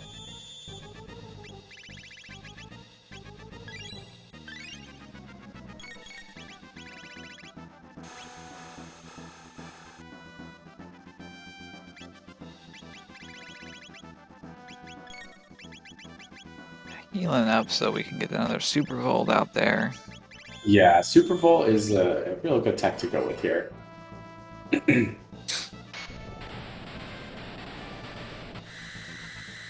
More Super Volts. Just a lot of Super Volts. That's what the seed wanted to be happening. So our runners are delivering. Oh, we're getting the stare. Flea must be under... That's under half health. They start to counter with that. All right, Mega Mutant down for Chocosura. We got the Crisis Mune. It is not a Go Mode item. We have to go to either Aris Dome or Geno Dome. However, that is a Crisis Mune. You do have Frog and you do have a Hero Metal. Oh man, I don't know. I would have a lot of trouble not putting Frog in at this point. I mean, yeah, we have two Crisis weapons in play here. Yeah, Frog is a little bit better, I think, hit point digit-wise at full hit points. Still not quite as good as Robo. And right. We could get that double Crisis X Strike. That's so good. I know, right? Crisis X Strike. Can you imagine? Oh man, imagine a 9 HP on Chrono and Frog with both Crisis weapons equipped and the Hero Metal on Frog. I mean, like, that's just so much damage. That's gotta be, what, 9999, right? Like, yeah, the Crisis Strike. Crisis Strike, nice. Batsy dispatching a Flea, making nice work of Very good job by Batsy. Of a pretty tough. I never liked to tangle with Flea for very long. All right, the Aris Dome fight. This shouldn't be too bad. It's only 4,000 HP, almost the exact same as what it would be on Denadoro. So Choco shouldn't have any issues here at all with this fight.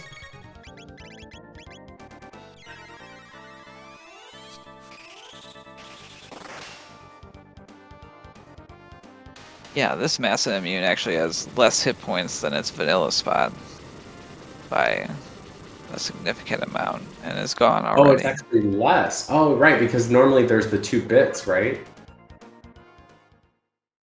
Yeah. Airstone's only 2,000 for that spot. Oh, it's only 2,000? Oh, I thought it was 4,000. Okay. I must have the wrong source on that one. But this is really good for Lord Batsy. You know, we were talking about the best case scenario for Chocosura would be Sun Palace having the Go Mode item, right?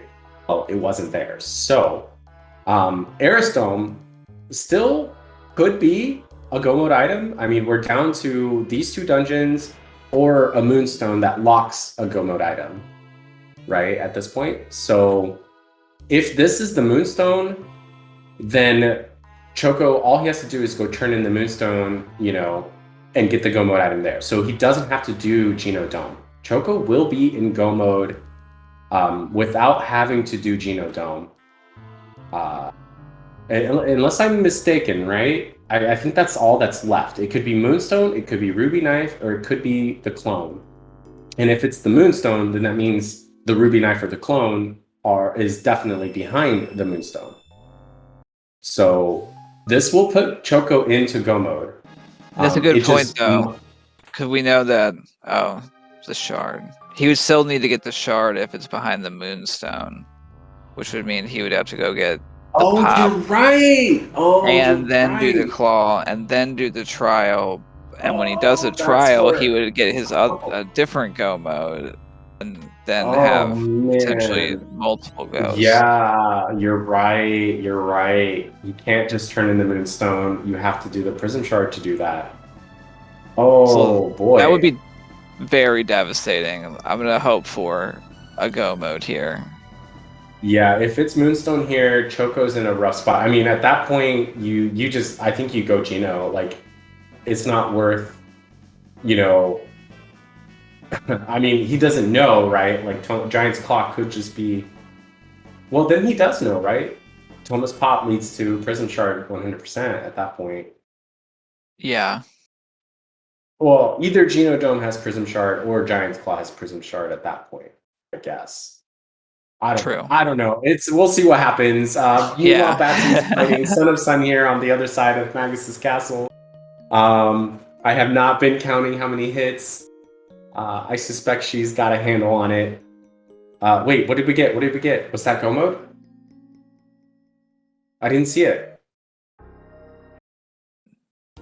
It was the Moonstone. Moonstone? Oh, that's so rough. Oh no.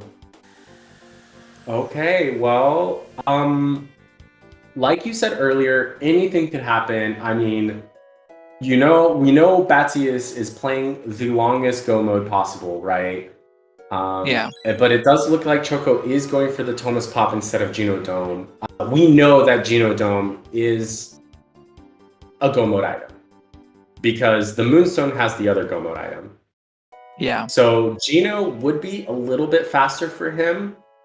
But I But suspect it that wouldn't once he seem gets faster because right, because Giant's Claw is just a faster dungeon. then that Right, could right, be in his, what he knows, it right. could Yeah, just be there. that could be. Yeah, the Prism Shard could be at Genodome, and from his perspective, you're absolutely right. But since he is doing the Giant's Claw, what's going to happen is he's going to get the Prism Shard here. He'll have an option. He could either go do Genodome or he can go do the Prism Shard, and he will know 100% that he will get Go mode with either one. So I think he will choose to do the Prism Shard anyway. See what item he gets there, and if it's not a preferable Go mode, he probably will go back and turn in the Moonstone anyway, because that will be a faster Go mode. It will either be the Clone or the Ruby Knife, and both of those are faster than Magus Castle. So yeah, so that is the one positive thing for Choco's side, is that he'll be able to choose his Go mode. Yeah, definitely. And it's great for us as, lovers of the game and commentators to see as much of it during a seed as possible. But I know as a racer, usually the opposite is true. Like, Oh yeah. so we want to go This has fast. gotta be stressful. Yeah, I mean it feels bad when you last locate. Like at this point for Choco, like anything he does is go mode. Literally, the last three things he can get are all go mode items. So he has absolutely last located every single potential go mode. But Batsy can't be feeling great either, right? I mean, she knows that the pendant, because there's so much that Batsy doesn't know about what's in the future. She knows that the pendant has to be on Woe, and it could have been that ideal situation where Sun Palace was the go mode item. So in her mind, she might feel very behind, because if Choco did the early Woe play and got that other go mode, not only did he get to do that, but he's also going to get a faster go mode. So neither of them are probably feeling too great about their position. Yeah, and this has not been an easy seed. I think we've seen some stingy gear, not a ton of recoverables, and some tough bosses in spots early, particularly that Desert Hekran was giving both runners a very hard time. Yeah. Yeah, I Yeah. believe Choco went there 3 times. I think he wiped to it twice. Batsy only wiped to it once. Batsy opted to go get that Robo Ribbon on Xenon Bridge. So as we're kind of heading up on this, you know, we got Magus Go mode. We're about to face, well, somebody at the end of Magus Castle. You know, what were you be thinking about heading in here? Like, what's your mental checklist getting ready for that fight? I think, in Batsy's case here, we got the Magus Go mode. We're going through Magus's castle. I feel like I'd be pretty comfortable with the level. So I would be really focusing on just trying to get as many skips as I can. Check the chests for sure in case there's some nice items to find. But I think we're fine. Like against Magus, you have a relatively strong team here. You have a very safe team. You can stick with your hastes to make it a little easier. You have access to shadow damage, water damage, lightning damage, potentially fire damage. I don't know if Robo has area bomb just yet. So you have access to quite a lot. So I think you're feeling good. I think you're just focused on going as fast as you can and getting all the items you can, hoping to find some good defensive gear. How about you? What would you be thinking? Yeah, I think a lot of the same. Popping down here to, I just learned that there's a tab down there. Wait, yeah, I know. I just saw that too. I was like, wait, there's a magic tab down there? What? And these magic tabs are good. And I think those are the little things that we see out of the the top runners, is just that like deep knowledge that and also adjusting to the circumstances where it's like, yeah, these are +3 tabs and I'm not feeling great about the gear I found so far, so why not plop down there? That was a controller slip there. And those pits can be the pits in terms of you catch the very edge of it and I'm falling down. So Sure, Kale. It's a magic tab so forgotten he had to remind Pseudo to add it to the fast tabs. Yeah. So while we're seeing here, we're seeing Choco trace Batsy's steps here, and we're seeing Batsy go through this like kind of like sloggish part of Magus's castle. I did want to take a quick moment to shout out the runners here. We have Lord Batsy and Chocosuras. They do have their individual streams. Be sure to give these guys a follow. They are excellent players, excellent runners, and entertaining. They know what they're doing. Batsy has so much knowledge with the vanilla game, has played so many times in her childhood, and is obviously excellent at the game, at the randomizer as well. Chocosura has, I think, a couple of like tournaments under his belt. Is definitely considered one of the top runners in the community. Both of them are excellent, so definitely give them a follow. And, while you're at it, feel free to give us commentators and trackers a follow as well. We got one free Fitz here and Ritherix's tracker. And yeah. Also, if you're interested at all, did you want to talk about our Discord, One Free Fits? Oh yeah, we do have the Discord. There's a ton of useful resources. The first time that I watched this and became aware of it, I jumped on immediately and started learning, and that's kind of where we like organize races outside of tournaments, and people can jump in and ask questions, and the racers are just so friendly in the community with being helpful and pointing people towards the right resources, from how do I set up a tracker so I can know where I've gone to,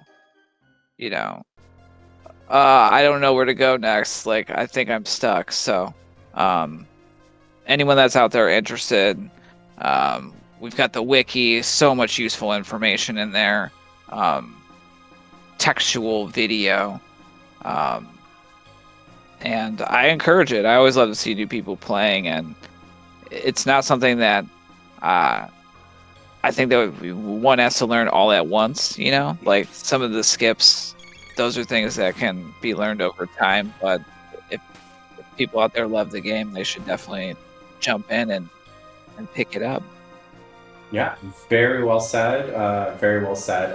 And like just like you said, everybody there is extremely welcoming, and there's so much in terms of resources. We have videos that are saved for different, aspects of the game, skips and boss fighting, and the different flags that are available. We have a whole training section there. We have that wiki, which covers like everything that you can think of. And as Mian has said in chat as well, that's where we organize most of the tournaments. I think all of the tournaments actually. So definitely check us out, come by, and join up if you're interested in any way, shape, or form.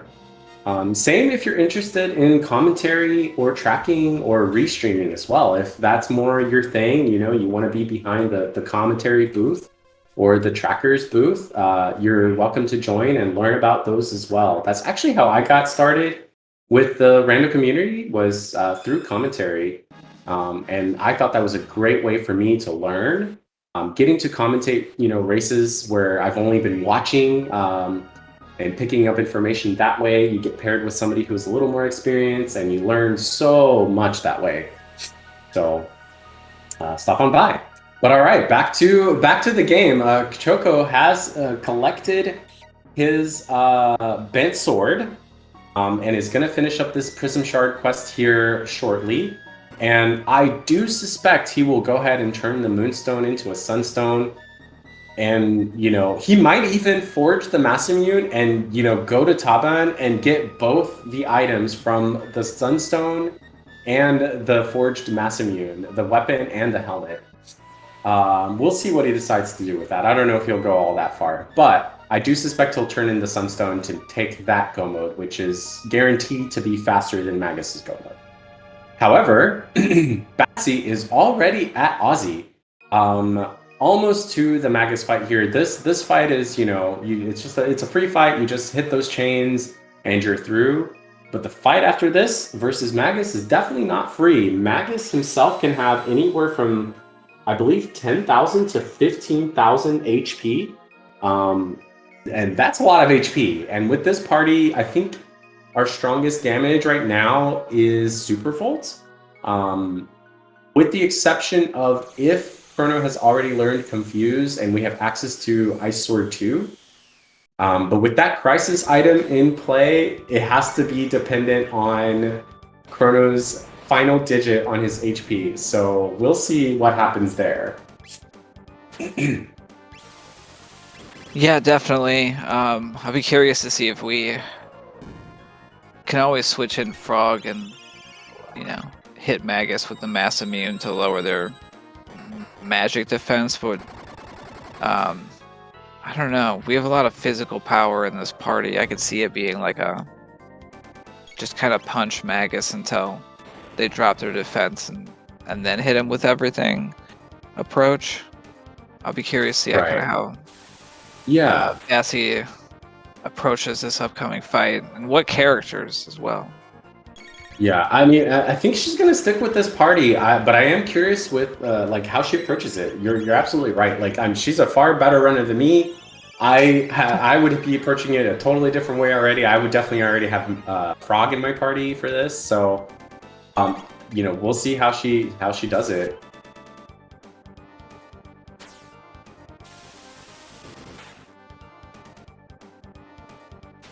All right, Choco has successfully taken down Dalton Plus. So at this point, after the Magus fight, you get to go to Ocean Palace, right? So if Choco gets the Moonstone item and it's the Ruby Knife, we could have two Ocean Palace Go modes, or the same Go mode boss, right? Lavos. Yeah. Just by way of different entrance dungeons. Okay. A little bit of a blip. Thank you, Mian, for updating us. Just a quick blip. Hopefully, should be good. Should be coming back. I guess the internet got disconnected briefly. Ayla is the boss here at Magus's castle, and what does that mean for the ultimate magic attack? Is it? Do you know what it is? I don't actually That know is a what good Ayla is. question. Is it gonna be Normally, like a dino tail? It's energy no, no. release?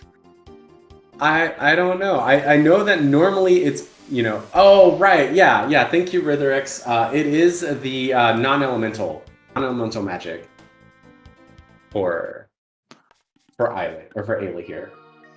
That makes sense. Yeah, yeah, makes perfect sense.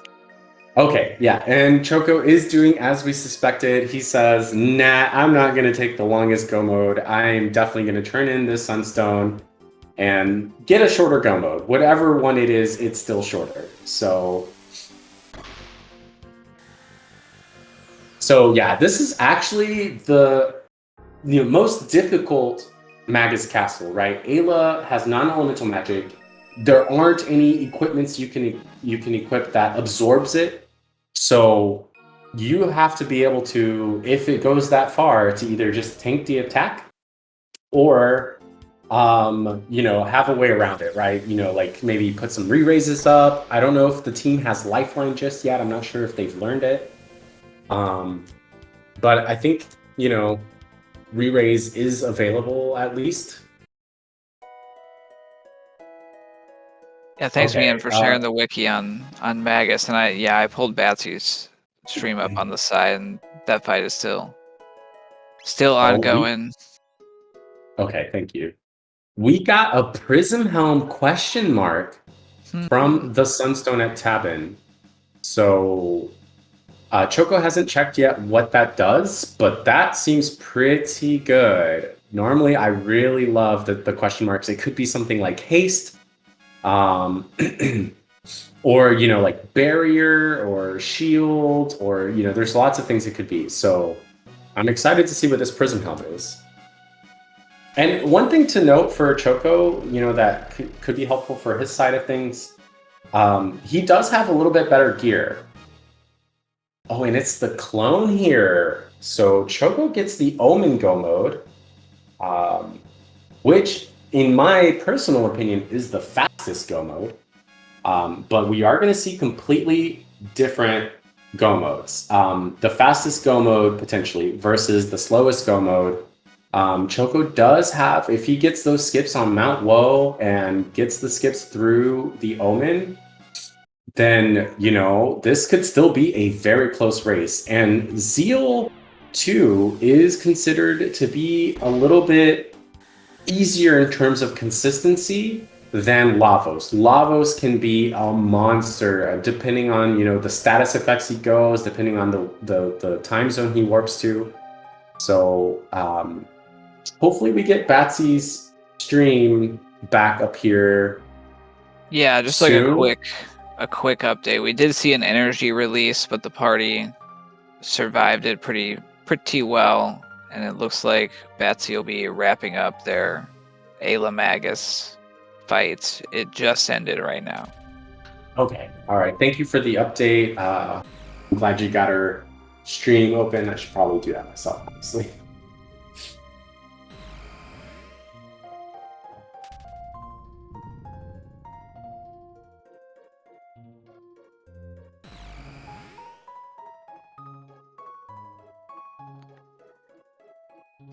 Yeah, and so Choco will have to run up Death Peak, which every skip on the way except for the one boss is skippable.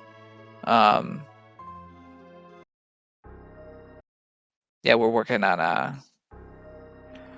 the stream here. So there's also a power tab over here on the right. It is possible to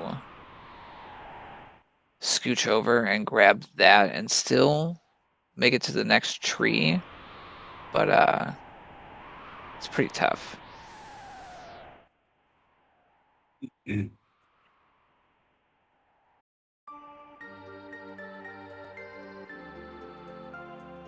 Just a quick update on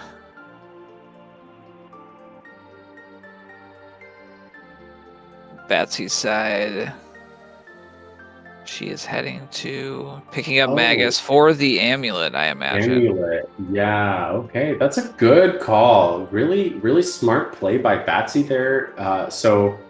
Sorry that you guys can't see it right now. We have our stream open on the side, and she did go collect Magus, so she gets to, steal that amulet for him, saving herself 50,000 gold from the new shop later down the road. And by later, I mean, coming up very soon.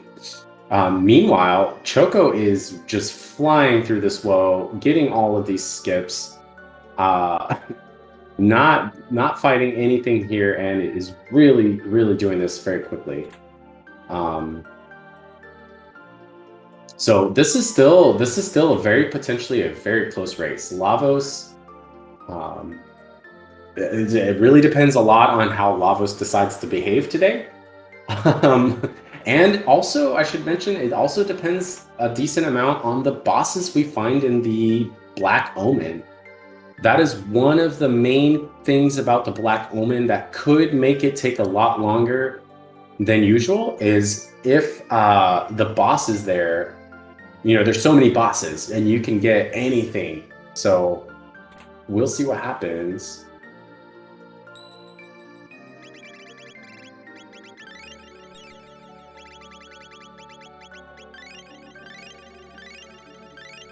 We got Mega Elixirs, Hyper Ethers, Amulets, a Sight Cap with +2 speed and protection from Chaos available. Though I don't know if we have enough money to buy any of those things.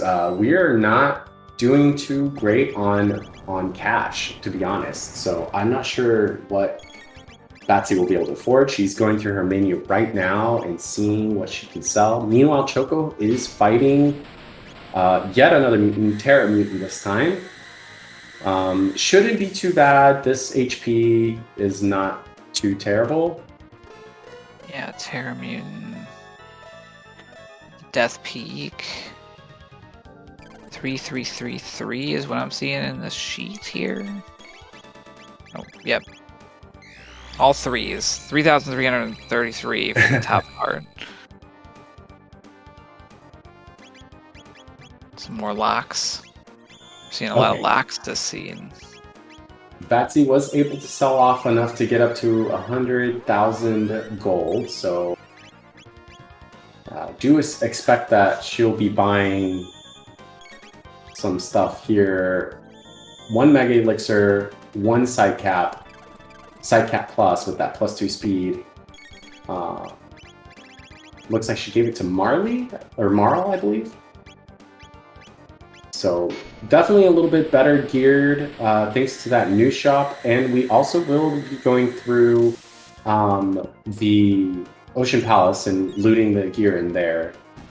As far as the stream is going, we do have somebody that's working on it right now, and hopefully we'll be getting that back up shortly.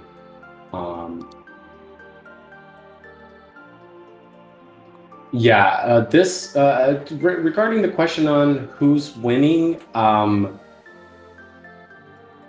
Batsy does have a pretty good lead in terms of she's already going towards Ocean Palace at this point, but Omen is such a fast go mode, and while Batsy was shopping, Choco has basically gone through the entirety of Mount Woe.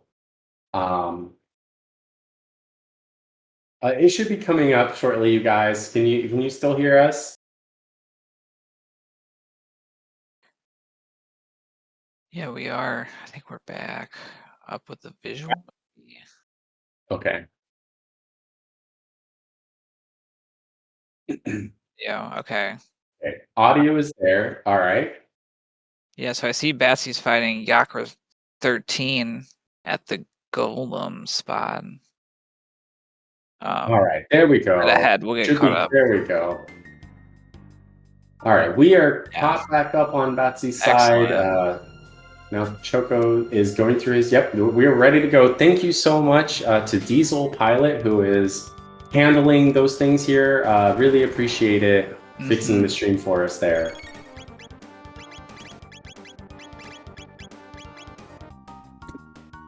What is this to go? We're at Golem here. Golem spot. It's a 6,000 hit point spot.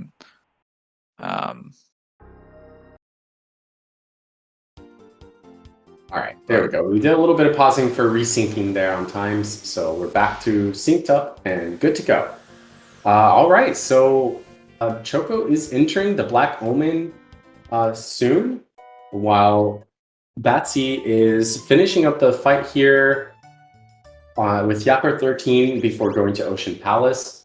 Ocean Palace itself, I think, is faster than Black Omen.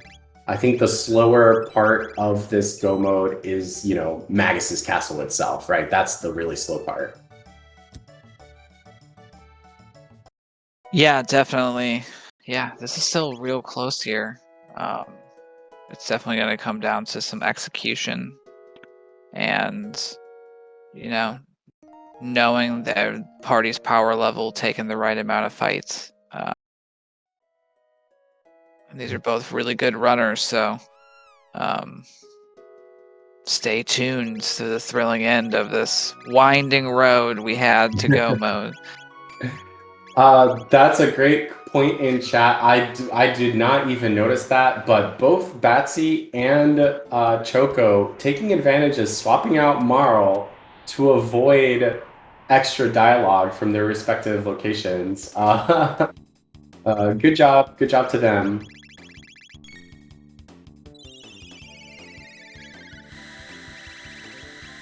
Yeah, so on the Black Omen side, there are some fights we have to take in here.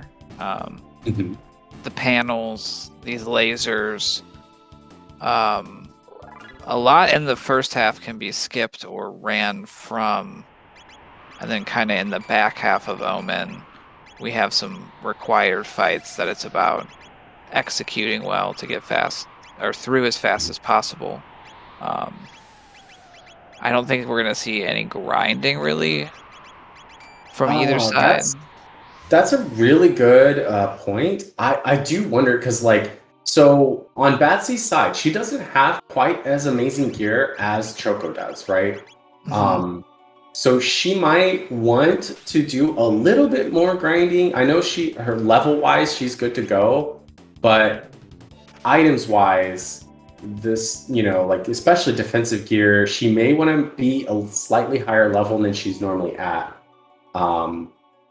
Choco, on the other hand, he has a prism helm ? Which I didn't see what that did. The prism dress, a few extra options. Looks like barrier on Marl on his side, so I bet that prism helm has barrier. But we'll see. I mean, they know better. They know what they're comfortable with. They have both played several of these hard item seeds, and yeah, I'm sure they know what they're doing. So we'll see how much grinding she does here, if any. And the grind spot dropping both barriers and shields, so that's something. Okay, level 27. She says, nah, she's going through. No more grinding required. Yeah, that's probably on the lower edge of kind of my comfort zone, but at the same time, I think there were a couple of earrings kicking around on both sides. Yeah, I'm noticing that can help Chrono be a little bit lower level, because that's usually what I'm most worried about, is just not having enough hit points to survive. Absolutely. The big nasties. Yeah. I was looking at Chrono's HP, and it was I think it maxes out at 700 and something. I don't know. Or maybe that 598 is this max. I think it was higher, and he took some damage somewhere, but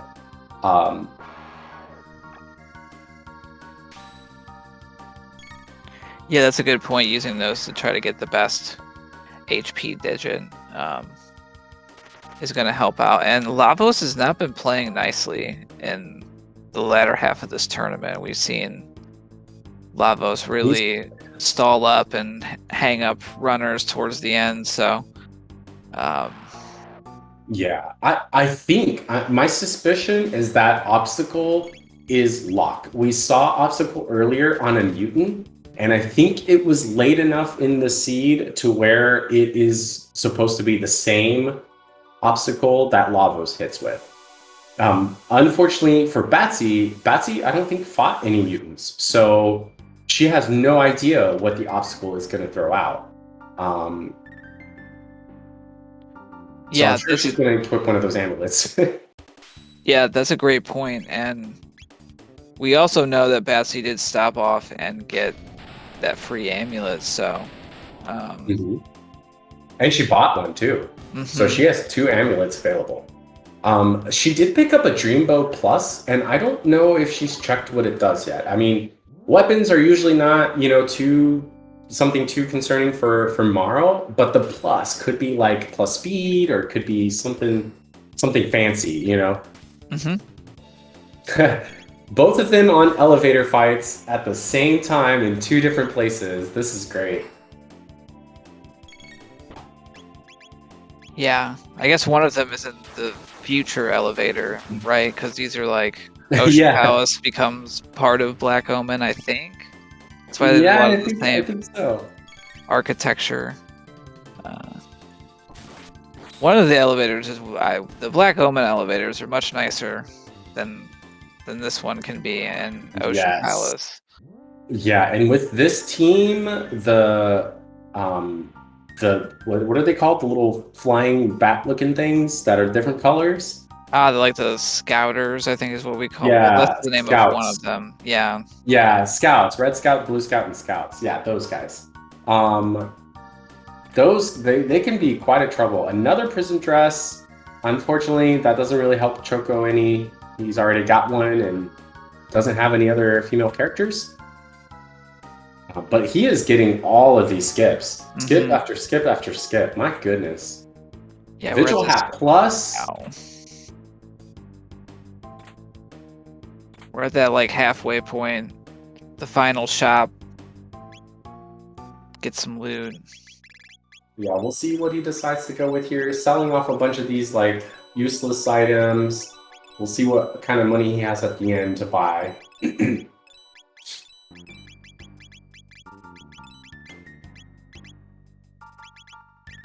Gold stud available. Amulet available. Another crisis sword for sale. Really? Was that another crisis sword? Yeah.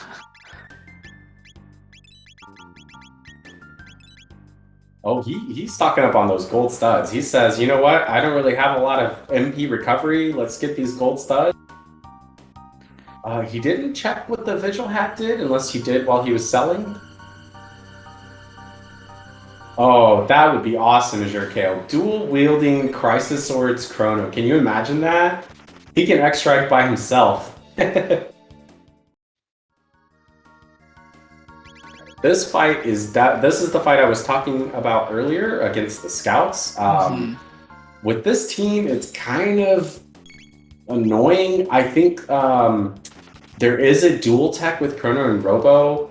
I remember because I was watching the stream from my race and I had this team coming through here, and I didn't realize that I could have done that. Actually, I don't think I had learned it yet, to be honest, but I think it's Max Cyclone, but I don't know if Batsy has it either.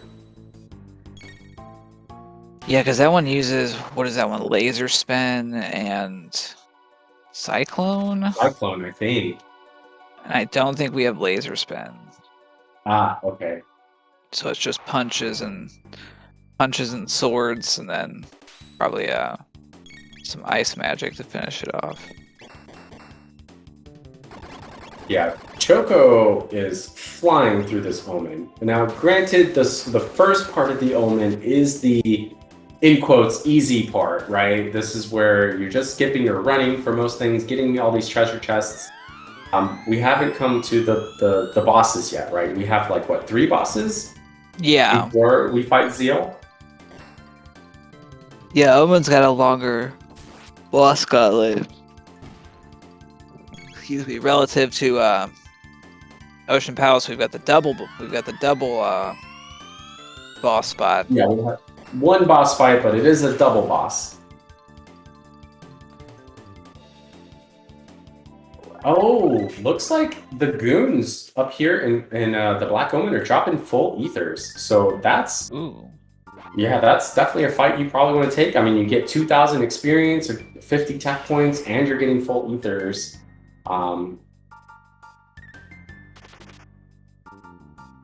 Granted, he did buy 2 gold studs, so I don't even know if he's going to need ethers. I know that Zeal has an MP buster, but that's just like one.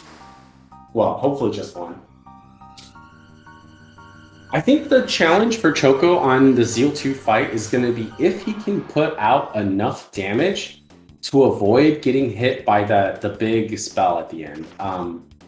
And this team, it's going to be really dependent. I mean, that Crisis Sword is, can be tricky to work with depending on Chrono's HP digits. And so Ice Sword 2 might not be the most reliable depending on how that's going. Oh yeah, wow. Yeah. This is actually pretty close. This is turning out to be a pretty close race. Batsy is here. She's made it. Oh, and we have another double Rust Tyranno. What is going on right now? I've seen so much double the Rusty Bros. The Rusty Bros. And so the good news is that the first round of breath, they don't hit particularly hard. They do have a bajillion hit points. I know me and in the chat has posted the actual number, but it's a bajillion. It's 25,000 HP. That's total between the two. But that Super Bowl bringing up like 3,100 a hit, so I don't think that the Rust brothers here are going to be too much of an obstacle. Oh man, I would take that sword. No, Crisis Sword. What? That other sword was so good.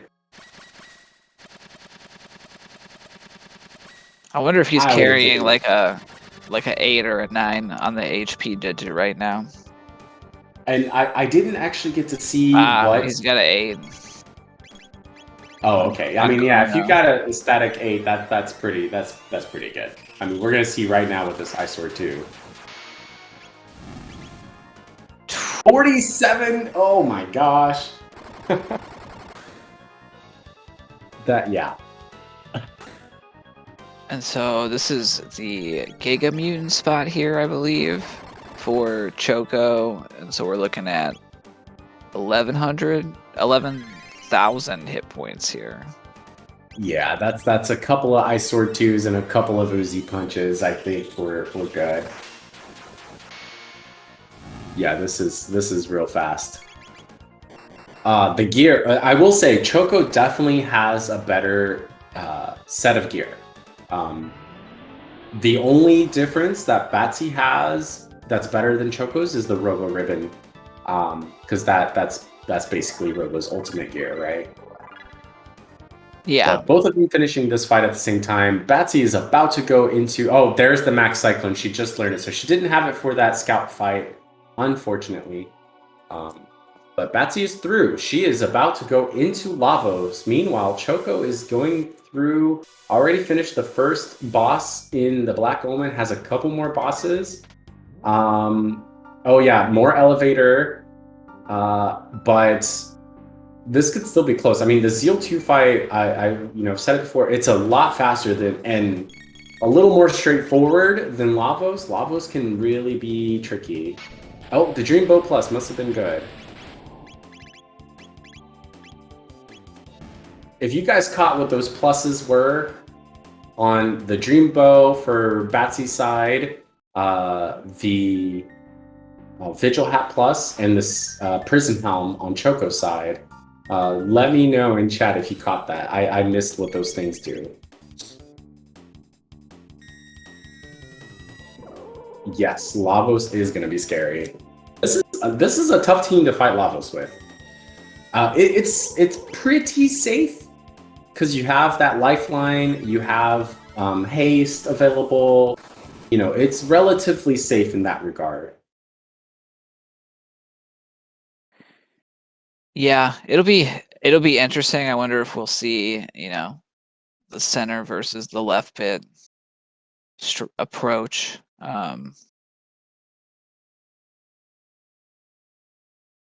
And I don't know, Lavos 2 is also no joke, so Right. So Lavos 2 is very challenging. I mean, those little bananas do so much damage. Doesn't matter what you got, but it's just, they hit for so much. So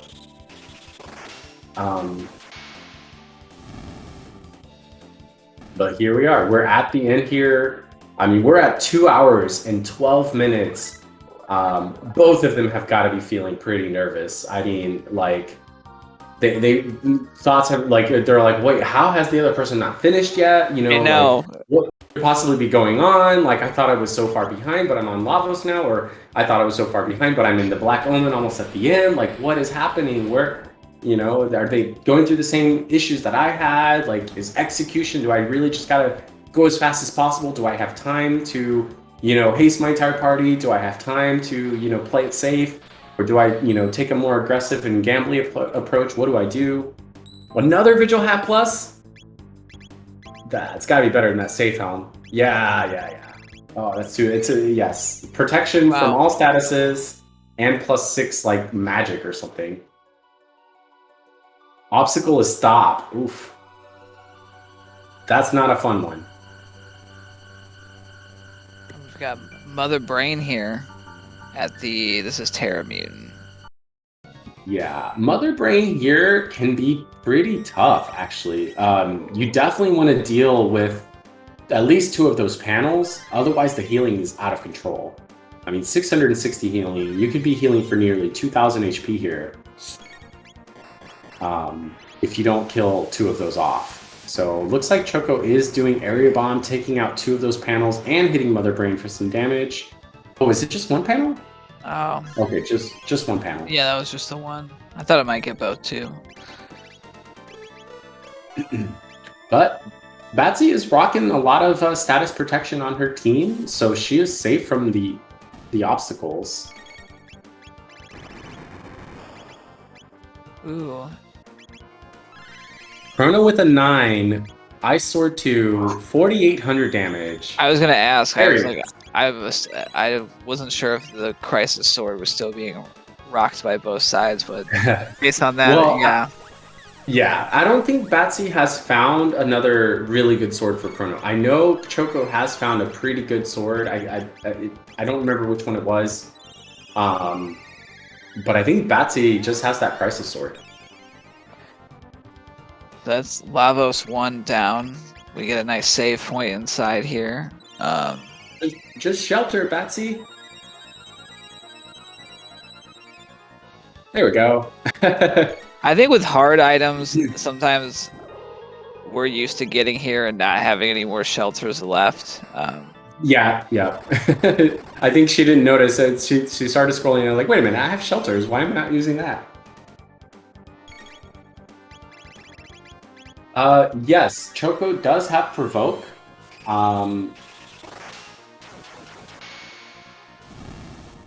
But I mean, these Ice Sword 2s are doing a good chunk of damage here. Yeah, that was a 6-digit one, and it was over 4,000. Yeah. I do believe Choco is a little higher level than Batsy. Ooh, bananas. Yeah, those bananas are awful. Did they ever find revives? Oh no, they did. Okay, life was available, but I don't think either player has found any revives, like the items, this entire seed. Yeah, and neither of them went to the Melchior shop because they're always there. Oh, that's right. Yeah, you can always get revives there. Yeah, so let's talk a little bit about this Lavos 2. I know generally we want to smash these arms down as fast as possible. How would you kind of approach this Lavos 2 fight here? I this mean, party. I literally had this fight yesterday, so what I did was get lucky. Like, honestly, is, like, those bananas, if they target Marl right away, you have a struggle. I do exactly what Batsy does here. I definitely want to heal my team up ASAP because you're going to get 2 bananas real quick. Then you want to take out one of the arms as fast as possible. There goes Marl again, resetting the Ice Sword 2. So Batsy is getting really unlucky here. That banana targeting.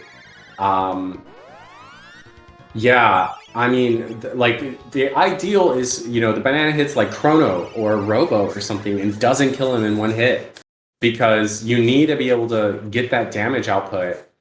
And this is rough. Yeah, see, Robo could tank a hit. Chrono could take a hit. Marl cannot. So, yeah, I think a reset is good here. I think Batsy just has to go for it and hope that Marl does not get bananaed, basically. Because Marl's HP, either that, maybe she could switch the item, give her the earring to increase her HP, and take the one that's on Chrono off. Give somebody else the amulet. I think that's what she's going for. She's going... Oh, or Green Jade. There we go. That works too. Auto revive. And the amulet on Chrono instead of the earring. Oh gosh, in the meantime, I did not notice Choco had a reset here on Mother Brain. This is not an easy fight. Mother Brain here is not an easy fight. Those panels heal so much. And again, this team just doesn't have very good consistent damage, especially with that Crisis Sword. I mean, we're seeing right now Chrono at 0 on his HP spot. Like, this is a tough thing. Provoke, chat is throwing in chat often. Yes, I guess Provoke works here against Mother Brain. Yeah, it works on the monitor, and I think we saw that last fight from Choco too. It's kind of covered by the menu there at the top, but I think I see it. Mother Brain still has a lot of hit points to work through here. Okay. And I think he just got caught in a bad cycle. Yeah. It looks like Choco did go ahead and switch out Chrono's sword. Because he just did a 0 HP Ice Sword 2 that did 3,000 damage. So he went with the other sword. I like this play. The Crisis Sword is just too unreliable. You can't control it well enough. And, yeah, you're maybe doing a little bit less damage, but you're going to be consistently doing damage. Meanwhile, Batsy has gotten through that left side. That Green Dream really worked out. Left arm is down. Gotta take out this right arm. Should be able to do it before another banana comes out. And then she should be smooth sailing after that. Yeah, more bananas. But it's really getting that first arm down before. Yeah. Alright, going with the Super Volt here. We got Mother Brain down on Choco's side, so they get through on their second attempt there. A Vedic Blade. That's one of Chrono's better weapons, right? Blackmail Plus. So. That's good. Blue Rock Plus. Oh my gosh, so many. Okay. Oh, he's going back to that Crisis Sword. And Choco has unlocked Lifeline, I saw there as well. Yeah, he just got his final gear. Oh gosh, good Blackmail Plus. Not checking the Blue Rock Plus? That Blue Rock Plus could be so good for Robo. Or is the Blue Rock the... Yeah, Blue Rock is the one for Robo, right? Yeah, let me double check. I had that open. Pretty sure. Yeah, I think that's Omega Blue's Flare. Omega Flare, yeah. Yeah. So that would be a Robo, which is not rocking the ribbon on Choco's side right now. Oh gosh, is this Elder Lava Spawn or? I think it's. We've already seen one at the top. Elder Spawn. Yeah. Right, we saw the regular Lava Spawn. This is the Elder Spawn. So vanilla Elder Spawn. It's a lot of HP here, but it shouldn't be too bad. Yeah, 10,000 in the face or head. All right, back to a Crisis Sword. Chrono's at an 8 HP digit. Should be pretty strong. Confuse here. Oh my gosh. 3,300 damage with 1 confuse. Imagine if that digit was a 9. Yeah.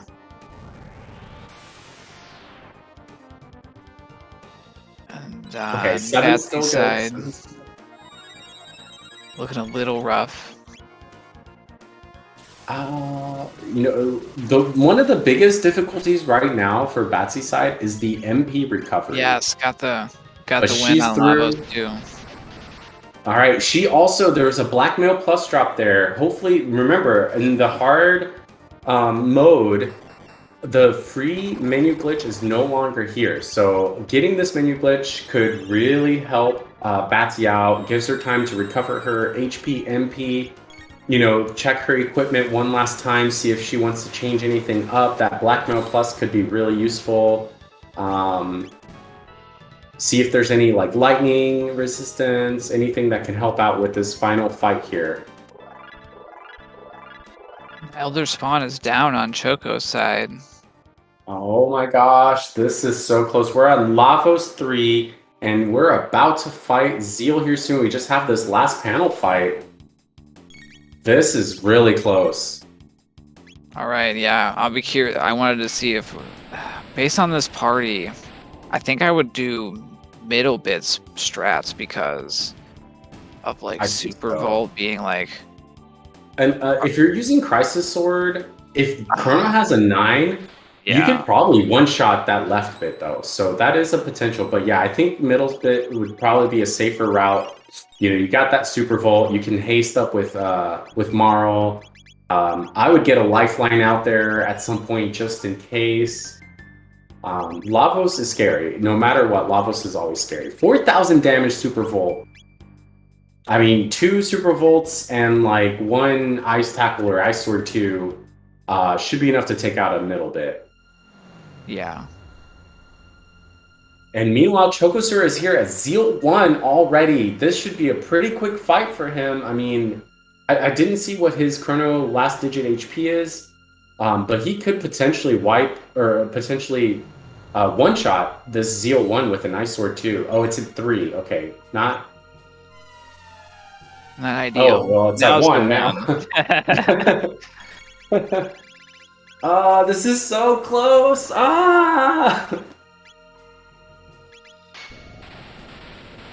Oh my gosh, this is insane. I don't know. My heart is beating. 3,400 damage Super Volt here. Middle bit down for Lord Batsy. Okay, Chrono is down, but we have Marl with Life 2 available. A reminder, Batsy's team definitely has weaker defensive gear, so the damage output from Lavos is gonna hurt. Everything hurts. Even their little basic attacks hurt. I don't think she noticed that she had a Blackmail Plus because I don't think she equipped it, but that would have been a good equipment for Chrono. Yeah. But on the flip side, Batsy's got a little bit more potent Super Volt. Yes, her Super Volt damage is definitely stronger with that Robo Ribbon there. Chocosura moving on to the Mammon Machine. Oh my gosh, this is insanely close. This is so close. Mm-hmm.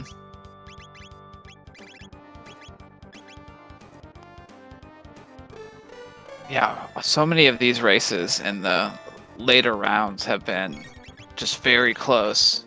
We've had a lot of exciting finishes, and we got another one here. All right, Mega Elixir coming out from Batsy here. Middle bit is back up, but that means we can Super Volt. Yeah, it's always nice to get that free hit in before the the defense goes back up. Yeah. Yeah. 4,000 damage. Oh my gosh. She's low on Hyper Ethers though, so she's got to be a little careful here with her MP management.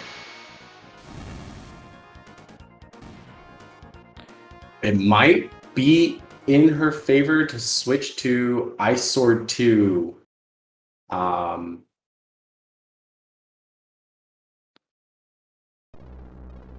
should take, yeah, okay. Ooh. Oh gosh. Moving on to Zeal 2 for Chocosura. Oh my gosh. I've been trying to damage count on Batsy's side just to get an idea I've of how lost close we are, count. but there's definitely at least, there's close to 10k on Oh, the she's brain doing a mid. Super Bowl.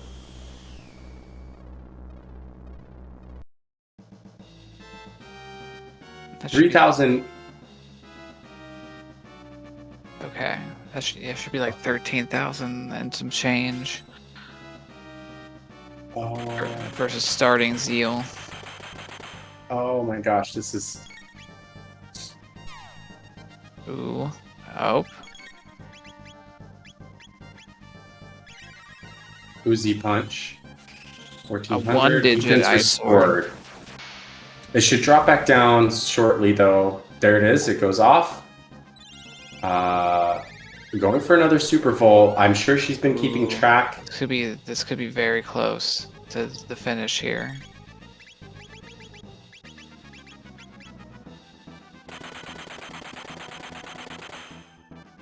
Nope, not yet. Not quite. I think we're like a couple thousand away now. Yeah, it's got to be like one more hit for Batsy, I think.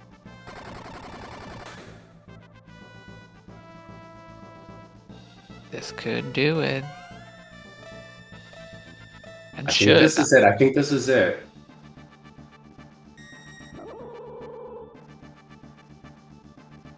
And there it goes. Batsy has finished. GG's. Get your GG's in tap for Lord Batsy taking down Chocosura in the losers bracket, and moving forward to another week of this tournament, finishing with an official time of 2:28.11 on this really challenging seed. GG's, Lord Batsy. Hopefully, she will be joining us for interviews afterwards. Meanwhile, Chocosura gonna take this a strong, powerful Zeal 2 hit here, healing it. Healing from it more than taking any damage. Yeah, that's what's nice about the Zeal fight is the Hexagon Mist and those Shadow Gears. If we have the right vest, they're way less scary. Yeah. Lavos just hits you with hard stuff that you can't absorb.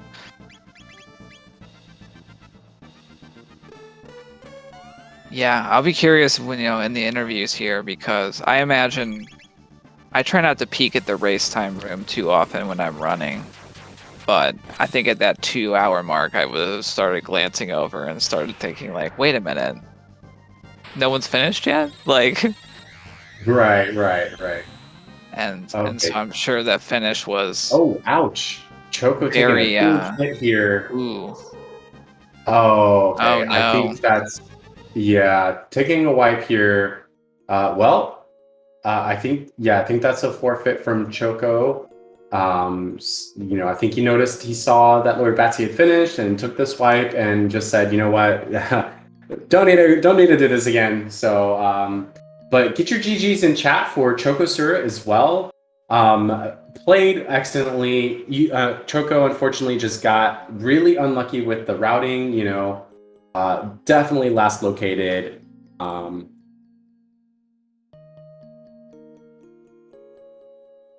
And hopefully they'll be joining us soon here for the post-race interview here. But definitely big GGs for both of them. That was an incredibly close race. Both of them on final bosses at the same time. Remember to give them both follows. They're just incredible runners, both of them. And we are joined by Lord Batsy. GGs, well done. Thank you. Man. I bet the nerves are kicking, huh? Yeah, I need to go take a bubble bath or something. After that. A nice relaxing bubble bath after that one. Oh man. Oh my gosh. Oh, I'm so glad I didn't give up, but that seed was just like punching me in the face. And it was rough. Oh man. It was rough. It was a rough seed. You know, like, okay, I don't know how much you saw of yesterday's race with Azure Kale and oh Oh, gosh, what was it? But they got such great items. I was just like, They- excuse me, they excuse kept them me, all for themselves. right? So They then didn't share seeing any with this, us. yeah, I was like seeing this. I was like, see, Betsy, now you feel my pain. Oh, we are also joined. Go ahead. Go ahead. Oh no. Well, first of all, GG Choco. GG. No, I was gonna say that in terms of like hard item seeds, my opinion on whether they're much harder or not, I guess what I would say is I don't feel treasure trolled by them necessarily any more than in regular seeds. So yeah.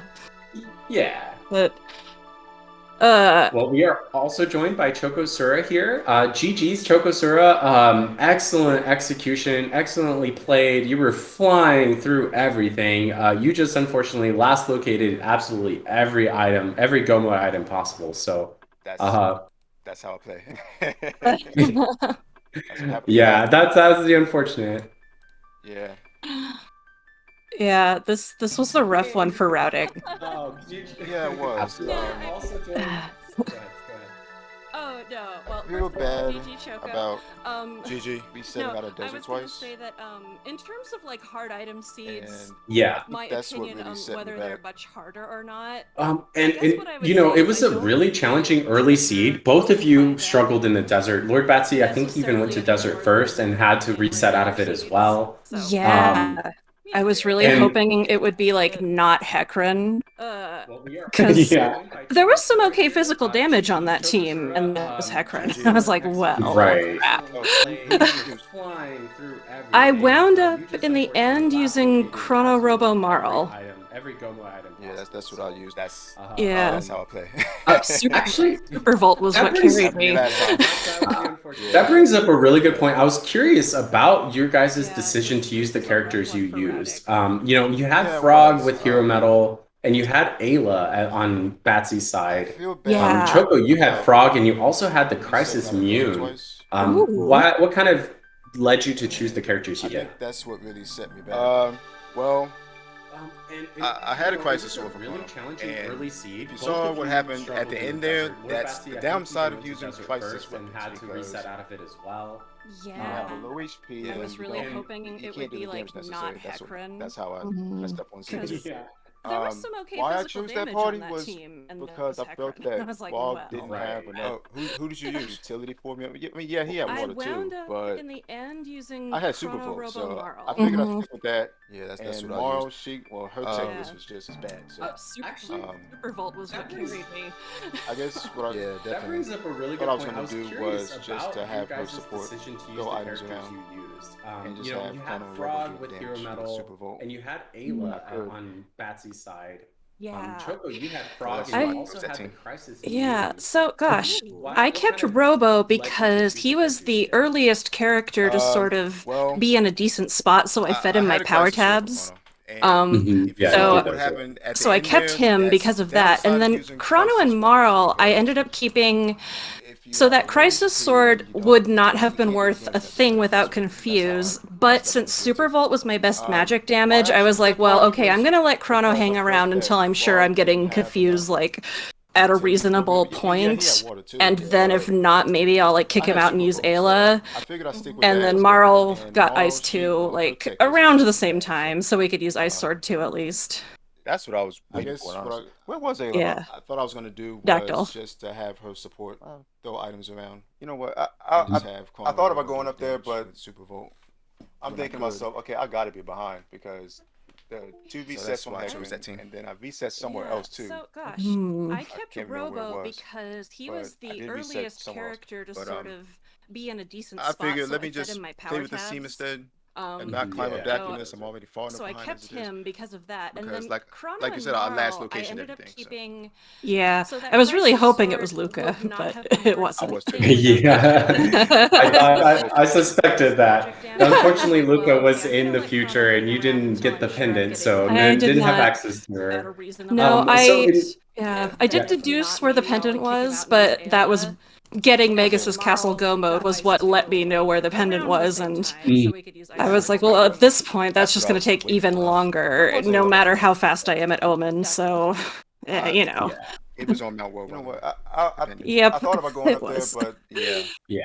I'm thinking myself. Yeah, but so Batsy basically all she had left was Woe when she got her Go mode, and you know, so she did everything. So actually, when you were saying how you felt behind, and we were talking about that as commentators as well, how both of you must be feeling that way, you know, because both of you had issues in desert and so on.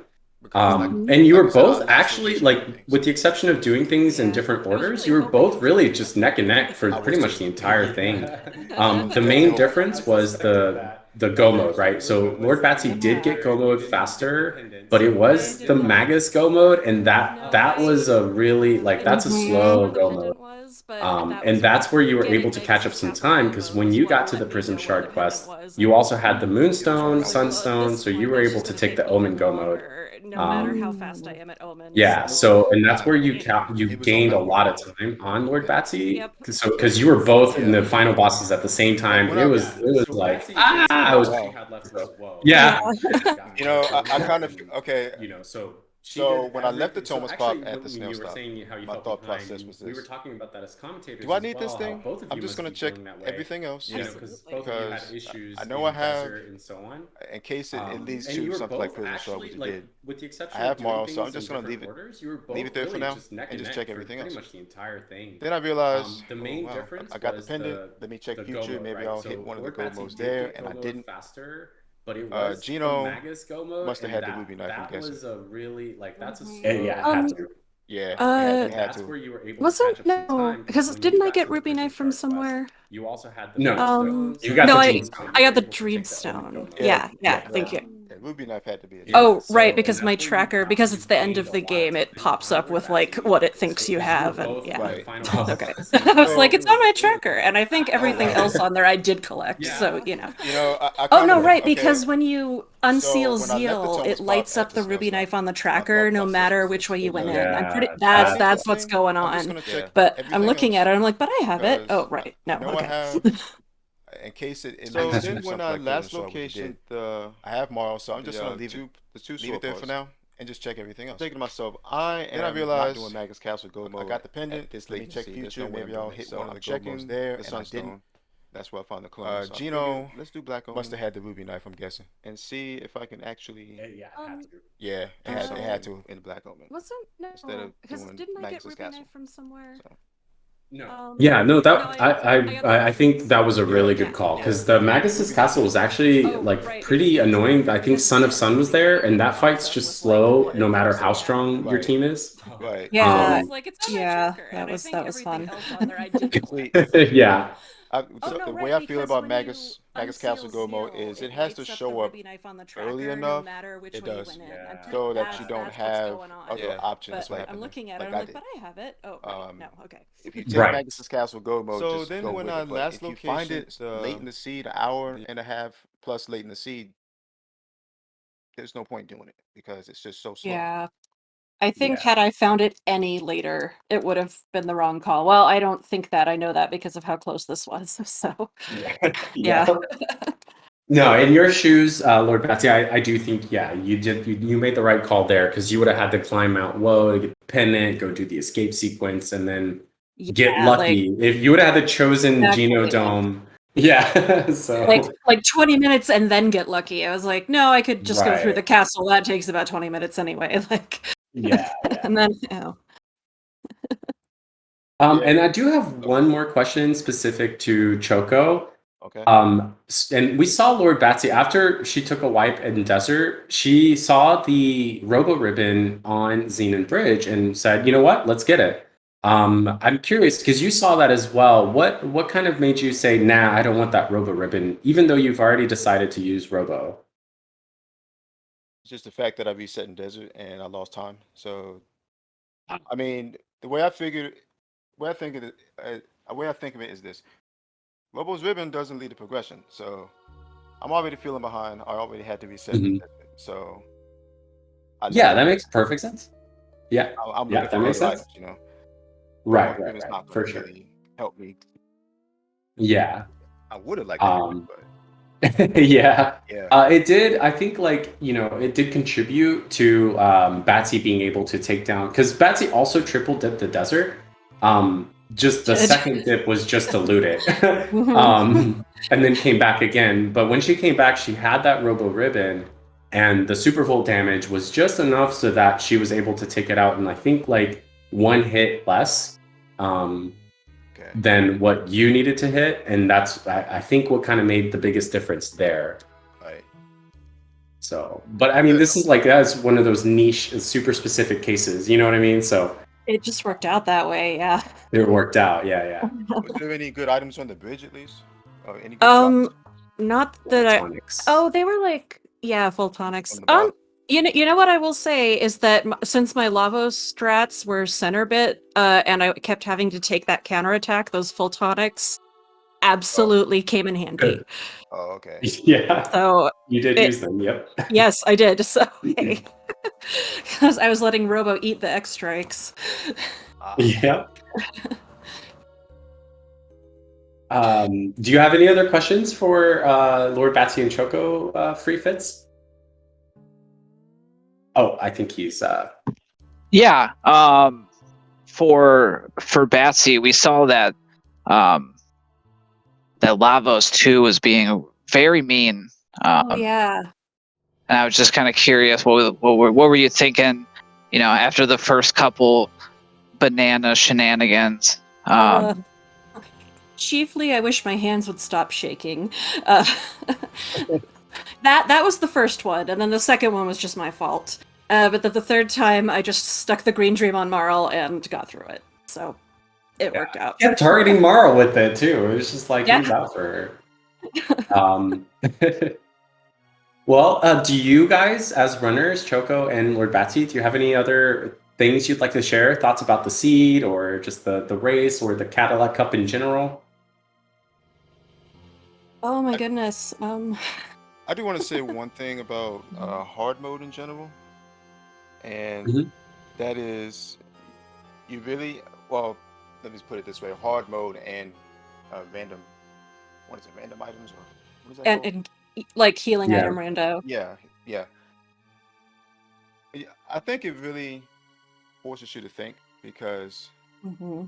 depending on what team comp you're running, what techs you have, how much ethers are healing for, it really forces you to think, because if you have to rely on really expensive techs like Supervolt and your ethers are not healing a lot, or it's 10 for this seat, but Hmm. let's say if it was 7, Oh I god. think it would have been Oh gosh.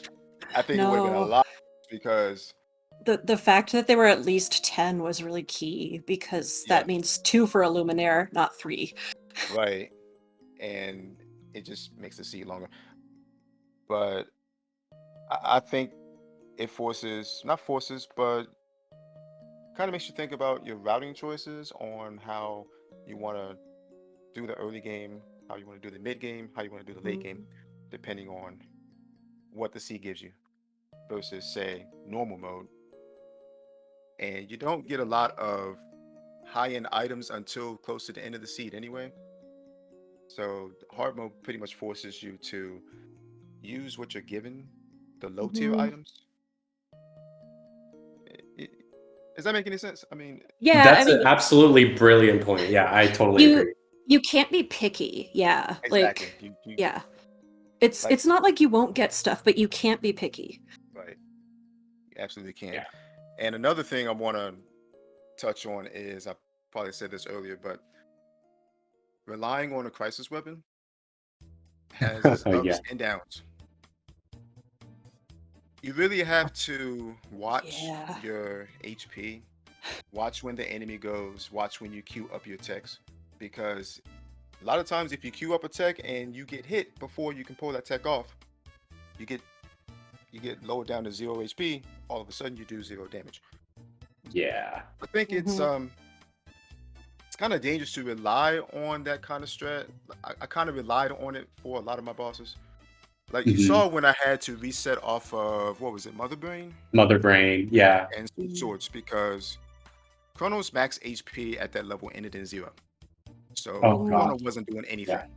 Yeah. Mother Brain is Mother Brain. You can't really AoE that thing. So Right. I had to switch over to, what was it, Slasher 2 Plus? Yeah, you had a plus weapon for Chrono that was Oh, pretty nice. good. Yeah. And I then I was actually surprised that you switched back to the Crisis weapon for the Zeal fight and the other bosses. So my thought process there was, hopefully I can do enough damage to just circle down, just power through it. But my fault, where I went wrong, was putting the blackmail on Chrono instead of Marl, because we all know Zeal 2 has all those shadow attacks. Mhm. They heal Chrono. Chrono was stuck at 3 HP. Well, Yeah, at yeah. 3, so he was only doing what, 1200 something confuses.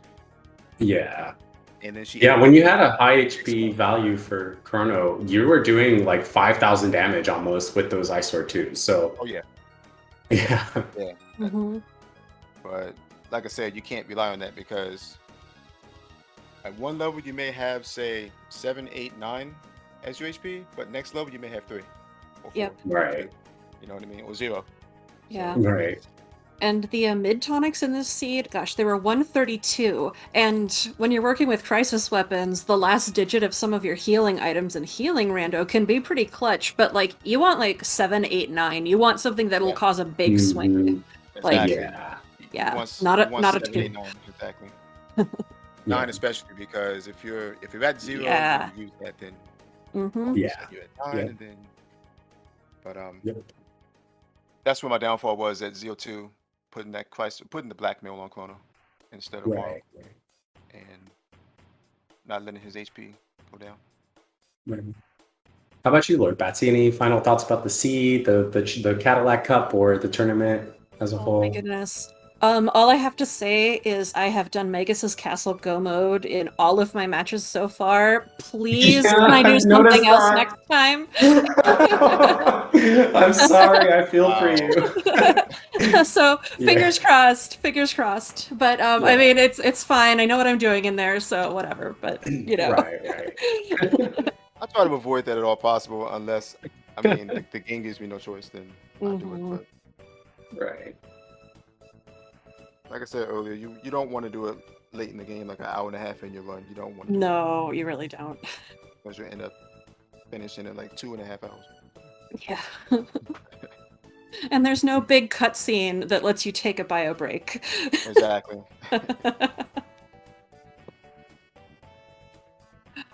Did you have any other questions for Lord Batsy or Chocosura when free fits?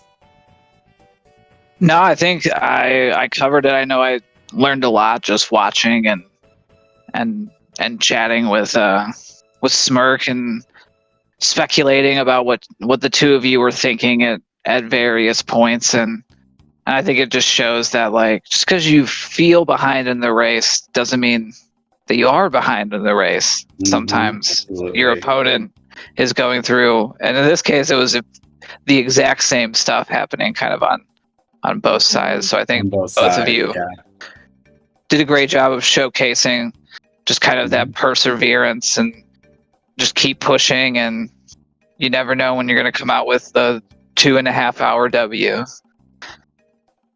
Yep. No, when I saw my timer hit 2 hours, and I'm thinking, oh, she's not finished yet. Okay, maybe I might have a shot, because I was feeling behind big time at that point. Yeah. Because I'd last location that second solo part. But I really got to watch this VOD back, because I got to see how close it really was. Yeah, I do. I highly recommend that. I think it'll be fun to watch back. Yeah, I was thinking to myself at the end, I'm at Zeal 2, I don't see a dot done yet. This has to be a close one. Yeah, both one free fits, and I commented on that. I was like, oh, they're both at 2 hours and 20 minutes. Both of them have got to be thinking, like, what is going on? How is my opponent not done? Like, what's happening? So, absolutely. All right, well, I think we're going to go ahead and wrap up here. Big thank you to Lord Batsy and Chocosura for putting on an incredible race, an incredible show for us to watch. Absolutely amazing performance by both of them, skipping everything all the time, going through the bosses, really putting their brains to work and working with these low item, hard item gear. Thank you so much to One Free Fits, my co-com today, and Rhythrix for keeping us tracking the entire time. We had a little bit of technical difficulties throughout, and Rhythrix was on top of it. Same with the restreams here. Thank you to chat for hanging out with us today and watching the race. Remember to give our racers a follow. Chocosura, you know, he's won several tournaments before, is known as one of the top runners in the entire community. Definitely give him a follow. lordbatsy, also just crushing face, left and right. Give her a follow as well. And yeah, if nobody has anything else to say, I think GG's, and we will see what's going on. lordbatsy will be moving forward in the challenge, or in the Cadillac Cup. She will be facing Azure Kale next. We will see when they will schedule that opponent. Tomorrow it is, oh gosh, it's me versus Corinth tomorrow. So that, you know, maybe don't watch that. I'm going to get destroyed. But yeah, and definitely feel free to join our Discord. Yeah. The same thing going to this match. I was going to get destroyed. So. I mean, that's what I was thinking. Like, that's true. Anything can happen, right? You can't underestimate anybody. Like absolutely. Mian does not say things to me about the race, but sometimes I yell things at him when I'm racing, you know, because I'm like frustrated and he's in the room with me, and I just kept yelling, "How is he not done yet?" like I don't understand. Oh my gosh. This was a gem of a seat, though. I will say that much. Oh, that was something. Absolutely. Well, thank you guys one more time. Absolutely wonderful job today. So I think that's going to be it. That's going to wrap it up for today. So thanks again to everyone, and hope to see you guys around on Speed Gaming again, where we'll be restreaming these future matches. Thanks for joining us today, and we'll see you guys next time. Yeah, sounds good. Hey, take care. Good night, everybody. Fake magic.